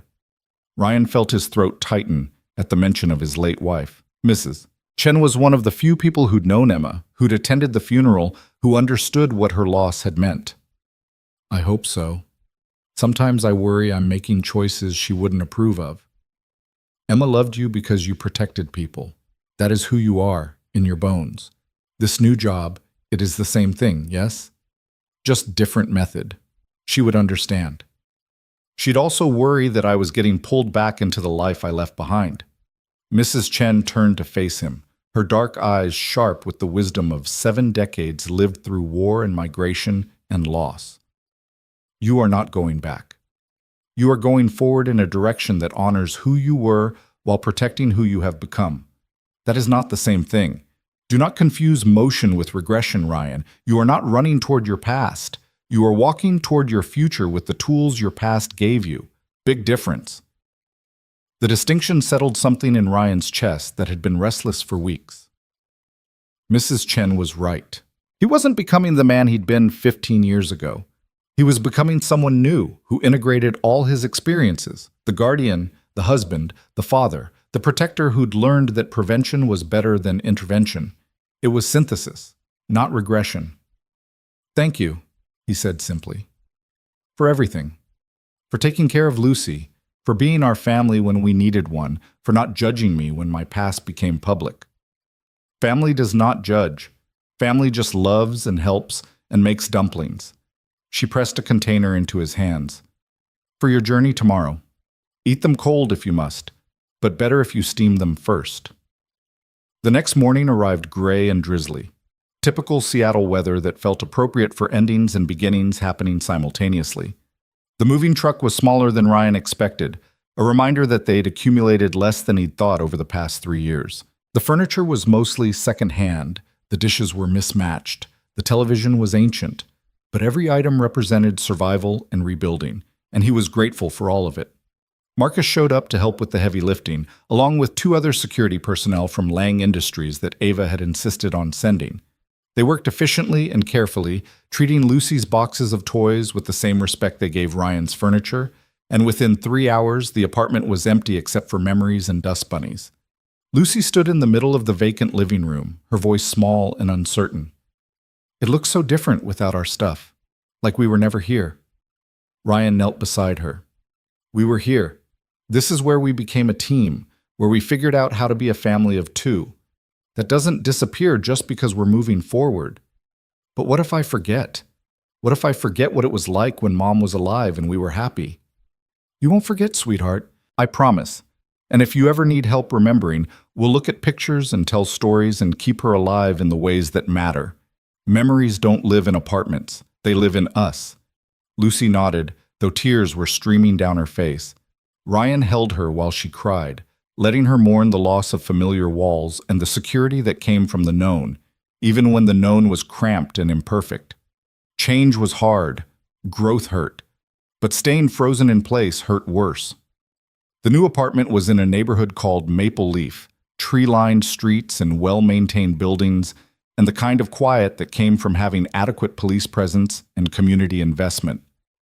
Ryan had chosen it specifically because the elementary school was excellent, and the streets felt safe, and Lucy could walk to a park that had actual playground equipment instead of broken swings and graffiti. Their building had a secured entrance and an elevator that actually worked, luxuries they hadn't had before. Their unit was on the third floor with windows that faced east, which meant morning light and a view of the neighborhood instead of a brick wall. Lucy ran from room to room when they first entered, her tears forgotten in the excitement of exploration. "Daddy, my room has a window seat and a closet I can actually walk into, and the walls are blue." "I had them paint it your favorite color. Surprise." Lucy emerged from her room with a grin that made every stressful moment of the past month worthwhile. "This is the best room I've ever had. Can we set up my bed first? I want to test the window seat immediately." They spent the afternoon unpacking with help from Marcus and his team, and by evening, the apartment had started to feel like home. The furniture looked better in these rooms with higher ceilings and better light. Lucy's drawings went up on the refrigerator in the kitchen that had counter space and appliances made in this century. Ryan's small collection of books found shelf space in what would be his office, along with his laptop and the equipment Ava's company had provided for his remote work setup. After the moving help left and pizza had been consumed and Lucy was finally asleep in her new room with her stuffed animals arranged protectively around her, Ryan stood at the window of his living room and looked out at his new neighborhood. This was their fresh start, their reward for surviving, the tangible proof that life could improve if you were willing to accept help and make hard choices and trust that forward motion was possible even after devastating loss. His phone rang. "Ava, how's the new place?" "Good, really good. Lucy's in love with her room, and I think we're going to be happy here." "I'm glad." "And Ryan, I wanted to let you know that your official start date is Monday, but there's no pressure to hit the ground running. Take the week to settle in, make sure Lucy's adjusted to her new school, get your office set up. The work will wait." "I appreciate that, but I'm actually looking forward to starting.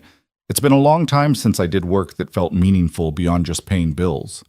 "It's going to be good work, Ryan. Important work. And you're going to be excellent at it." She paused. "Also, Lucy asked to meet me. Would you and she like to have lunch this weekend? Somewhere casual, nothing formal, just the three of us so she can satisfy her curiosity about the woman her father is working for." Ryan smiled. Of course, Ava had already arranged it.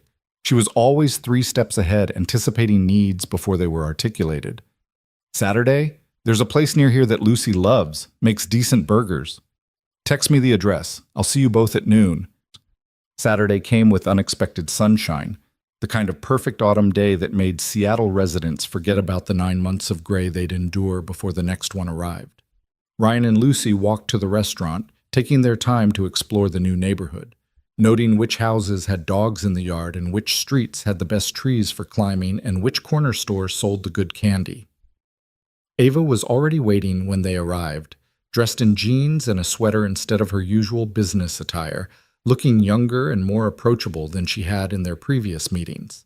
She stood when she saw them, and Ryan watched as Lucy studied her with the careful assessment of a child trying to determine if an adult was trustworthy. "You must be Lucy," Ava said, extending her hand. "Your father has told me you're an excellent artist and a fierce air hockey champion." Lucy shook her hand solemnly. "He talks about you too. He says you're smart and you help people and you make good decisions." "I try. Although sometimes I need help from people who know more than I do. That's why I'm so grateful your father agreed to work with me." They settled into a booth, Lucy between Ryan and the wall in the protective positioning that had become automatic for him, and ordered burgers and fries and milkshakes. The conversation flowed more easily than Ryan expected, Ava asking Lucy about school and her favorite subjects, Lucy asking Ava about running a company and whether it was hard being the boss. "Sometimes," Ava admitted. The hardest part is making decisions that affect lots of people and knowing that even when you choose carefully, someone might get hurt or disappointed. But your father taught me something important when I was younger, that protecting people means accepting responsibility for hard choices and living with the consequences. Lucy tilted her head, considering this. Did you know my dad when he was a protector? Before he was a construction worker? I did. He protected my family for many years. He was the best at what he did. Not just because he was skilled, but because he genuinely cared about keeping people safe. That's rare. Most people in that line of work are just doing a job. Your father was doing a calling. What's the difference? A job is something you do for money. A calling is something you do even if no one paid you, because it's part of who you are. Your father would protect people even if protecting people didn't earn him anything, because that's his nature. It's like asking a bird not to fly. Some things are just intrinsic. Lucy nodded slowly, processing this, and then fixed Ava with a look that was far too serious for an 8-year-old. Are you going to be nice to him? Because he works really hard and he's really good at being a dad, and I don't want him to have a mean boss. Ava's expression softened, and Ryan saw genuine emotion flicker across her face. Lucy, I promise you that I will never ask your father to do anything that compromises his values or takes him away from you. He's not just an employee to me. He's family. And family takes care of each other. Okay, but if you're mean to him, I'm going to be really disappointed in you. That's fair. I'll do my best to live up to your standards. After lunch, they walked through the neighborhood park, Lucy running ahead to the playground while Ryan and Ava followed at a more sedate pace. The autumn leaves were beginning their transformation, painting the trees in shades of gold and crimson, and the air had that crisp quality that promised winter wasn't far behind. She's remarkable, Ava said quietly. Emma would be so proud of who she's becoming. Most of that is Emma's influence. All the good parts of her personality came from her mother. The stubbornness and the questions and the fierce loyalty, that's all Emma. And the protective instinct? The way she watches you to make sure you're okay. That's you. She's learning from the best. They sat on a bench near the playground, watching Lucy conquer the monkey bars with determined concentration. Ryan felt the weight of the past few weeks settling into something manageable. No longer the crushing pressure of crisis, but the ordinary burden of life moving forward. I never thanked you properly, he said, for everything you did. The legal help, the media management, the calls to make Whitmore back off. I would have lost everything without your intervention. You saved my sister's life. You saved both our lives, really. Sophie physically that night, me emotionally by showing me that the man I remembered was still out there, still protecting people, still being exactly who I needed him to be. I couldn't let the world punish you for being good. That wouldn't have been right. Still, I owe you more than I can repay. Ava turned to face him. Ryan, you don't owe me anything. But if you insist on keeping a ledger, then pay it forward. Protect the people who work for my company the way you protected Sophie and me. Design systems that keep them safe. Train our security team to be as good as you were. Make sure that what happened to Sophie doesn't happen to anyone else on my watch. That's payment enough. I can do that. I know. That's why I hired you. Lucy ran over, breathless and pink-cheeked from her playground conquest. Ava, come see how high I can swing. It's really high. Daddy gets nervous when I go this high. I do not get nervous, Ryan protested. You make that face where your jaw gets tight and you look like you're going to have a heart attack. That's just my normal face. No, it's your worried face. Come on, both of you. Watch me swing. They spent another hour at the playground, Ava proving surprisingly adept at pushing Lucy on the swings and catching her at the bottom of the slide. Ryan watched them together and felt something click into place, the recognition that his family had grown beyond just him and Lucy. Mrs. Chen had been their family for 3 years. Now Ava and Sophie were part of that circle too, connected by shared history and mutual protection and the kind of bonds that formed when people showed up for each other during the hardest moments. As the sun started to set and they walked back toward the restaurant where Ava had parked, Lucy reached up and took Ava's hand on one side and Ryan's on the other, swinging between them like it was the most natural thing in the world. Ryan caught Ava's eye over Lucy's head and saw the same thought reflected back. This was what protection actually meant. Not just preventing physical harm, but creating space for people to be vulnerable and joyful and connected. Not just standing between threats and targets, but building communities where people could flourish without fear. Monday morning arrived with nervous anticipation, Ryan's first official day with Lang Industries. He'd set up his home office over the weekend, and now he sat at his new desk with his company laptop open, waiting for the video call that would kick off his orientation. Lucy had already left for school, accompanied by Mrs. Chen, who'd insisted on handling first-day duties at the new school to help with the transition. The video call connected, and suddenly Ryan was looking at a grid of faces. Ava in her office, David from legal, Jennifer from media relations, and several people he didn't recognize who introduced themselves as heads of various security divisions within the company. They spent 2 hours walking him through current protocols, existing vulnerabilities, and the projects they hoped he'd tackle first. It was good work, meaningful work, the kind of thing that engaged his tactical mind without requiring him to put his body in danger. He found himself asking questions, making suggestions, seeing patterns and weaknesses that others had missed because they didn't have his particular combination of experience and perspective. By the time the call ended, Ryan felt energized in a way he hadn't experienced in years. Over the following weeks, he settled into a rhythm. Mornings were for Lucy, breakfast together, walking her to school, being present for the small rituals that made her feel secure. Then work until mid-afternoon, designing security protocols, reviewing threat assessments, conducting virtual training sessions with Lang Industries' security team. He'd break to pick up Lucy from school, help with homework, make dinner, and be present for the evening routine. After she went to bed, he'd sometimes return to work if a project required extra attention, but never at the cost of sleep or the following morning's breakfast ritual. It was balance, real balance.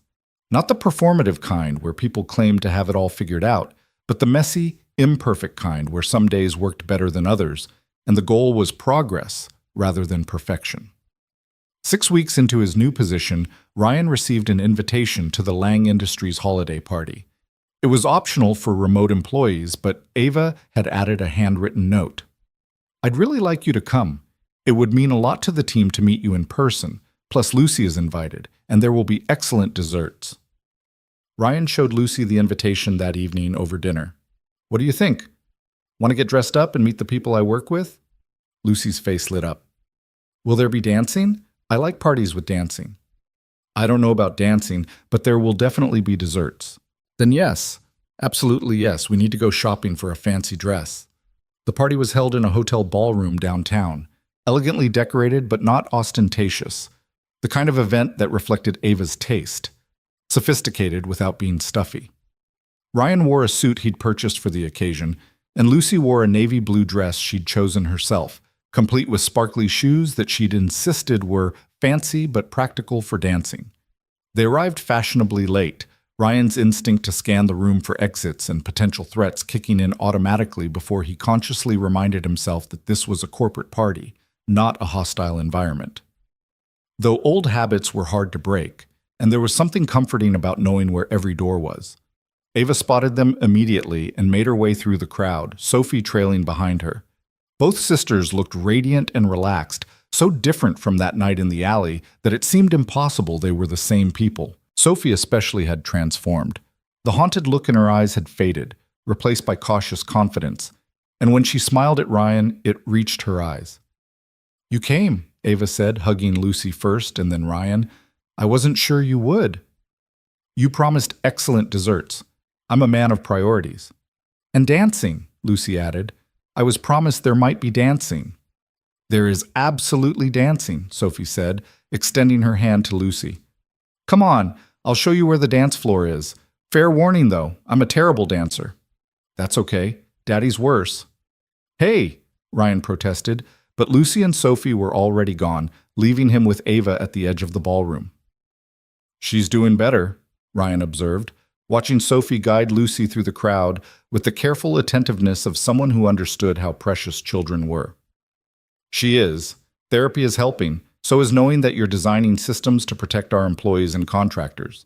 She said it makes her feel like the world is a little bit safer, knowing you're out there, making it harder for bad people to hurt good ones." "That's a lot of faith to put in one person's work."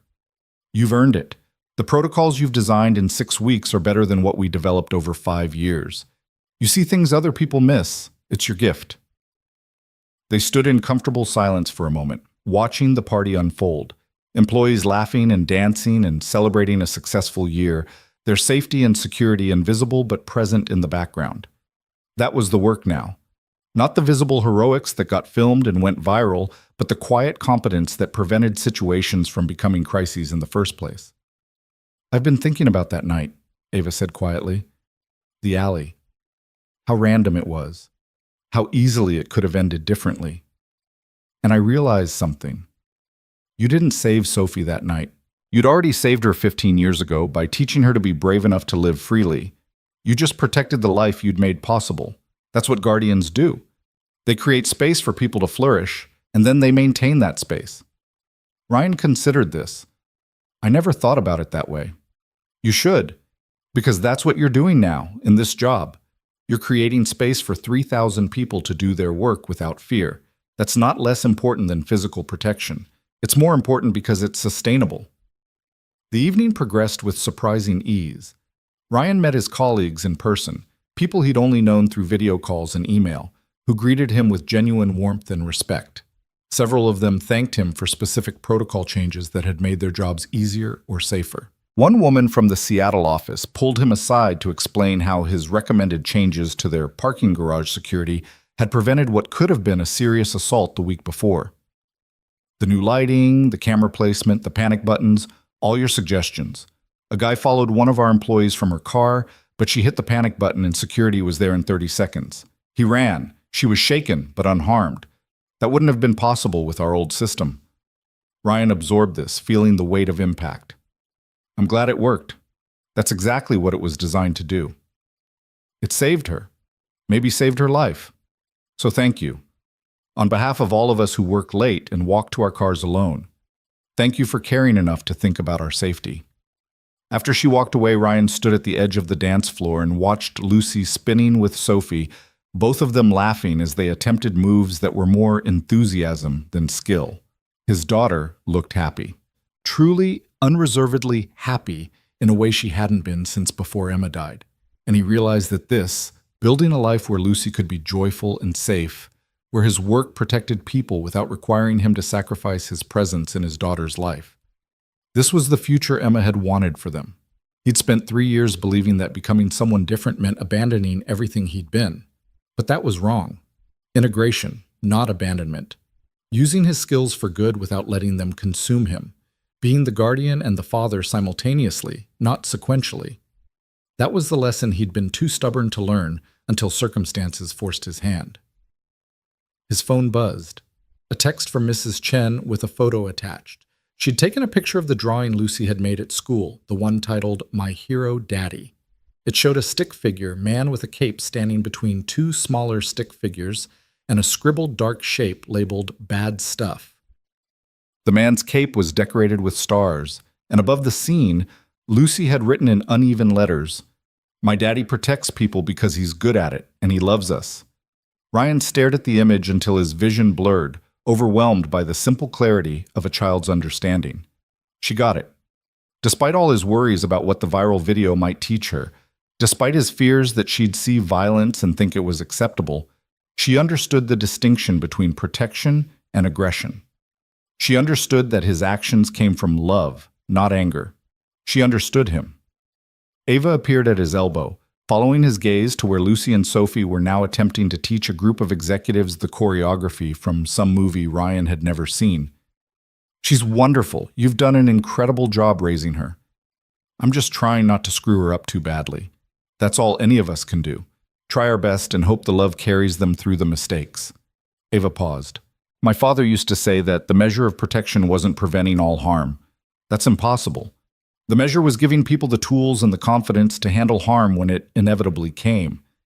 You've given Lucy that. You've shown her that the world has dangers, but it also has people who stand against those dangers. That's a gift." Ryan pocketed his phone.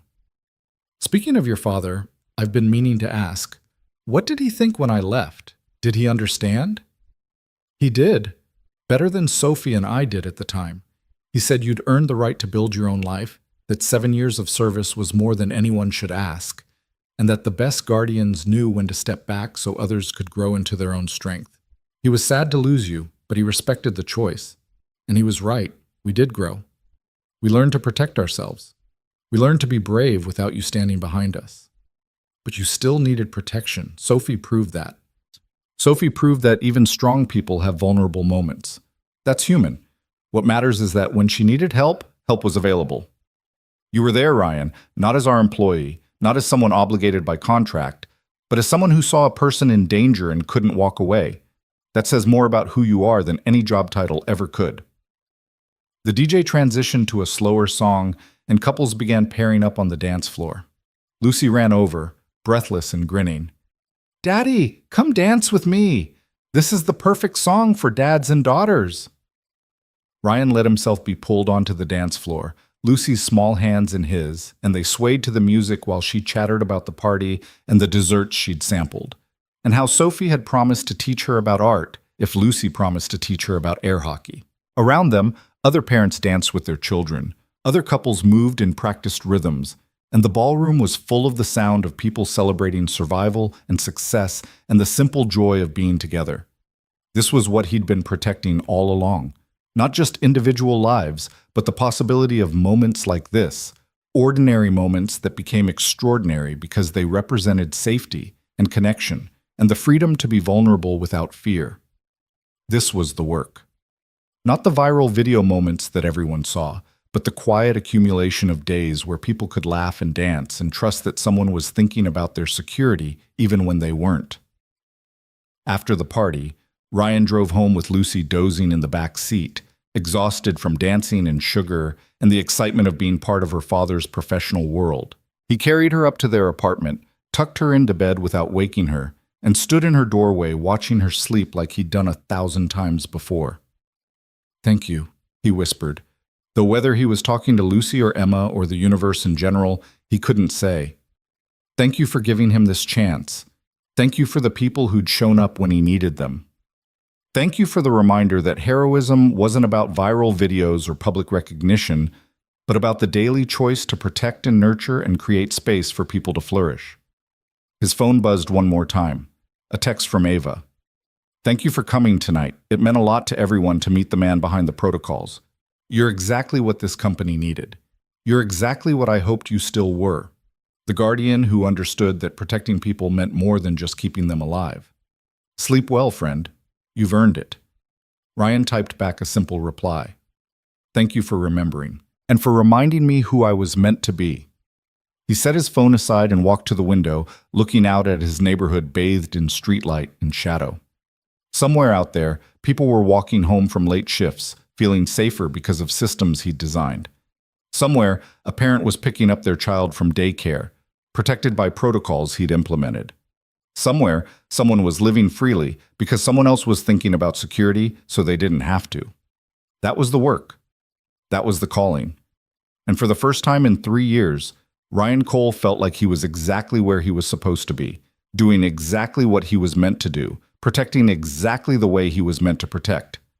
Not in alleys with his fists and his training, though he'd do that again if circumstances demanded it, but in quiet offices and video conferences and careful planning sessions where threats were identified and neutralized before they could materialize. Prevention instead of intervention, design instead of reaction. The Guardian evolved. Emma would have approved. He was certain of that now. She'd wanted him to leave violence behind, but she'd never asked him to stop being a protector. She just wanted him to find gentler methods, sustainable methods, methods that didn't require him to stand in the line of fire. And somehow, through a combination of crisis and grace and Ava's persistent faith, he'd found exactly that. Ryan pulled out Emma's pen, the one she'd given him, the one he still carried every day, and studied the worn eagle on its cap. The original pen, the one Thomas Lang had given him, had been thrown in the Sound 15 years ago as a symbolic severing. But Emma had unknowingly replaced it, creating continuity where he'd tried to create rupture. Maybe that was the lesson. You couldn't truly sever the past. You could only integrate it, honor it, carry it forward in ways that served the present and the future. He set the pen on his desk where he'd see it every morning when he started work. a reminder of who he'd been, who he'd loved, and who he was becoming. The Guardian's promise, written in brass and memory, and the daily choice to protect what mattered most. Outside, the city hummed with its late-night rhythms, sirens in the distance, traffic on the main roads, the occasional voice from the street below. All of it felt manageable now. Not safe, because nowhere was truly safe, but protected, watched over, part of a web of people who'd chosen to care about each other's well-being. Ryan checked on Lucy one more time, still sleeping peacefully, her bear tucked under one arm, and then finally allowed himself to go to bed. Tomorrow would bring new challenges, new protocols to design, new people to protect. But tonight, he could rest knowing that the Guardian's promise had been kept. He'd protected what mattered most, and in protecting it, he'd found his way home.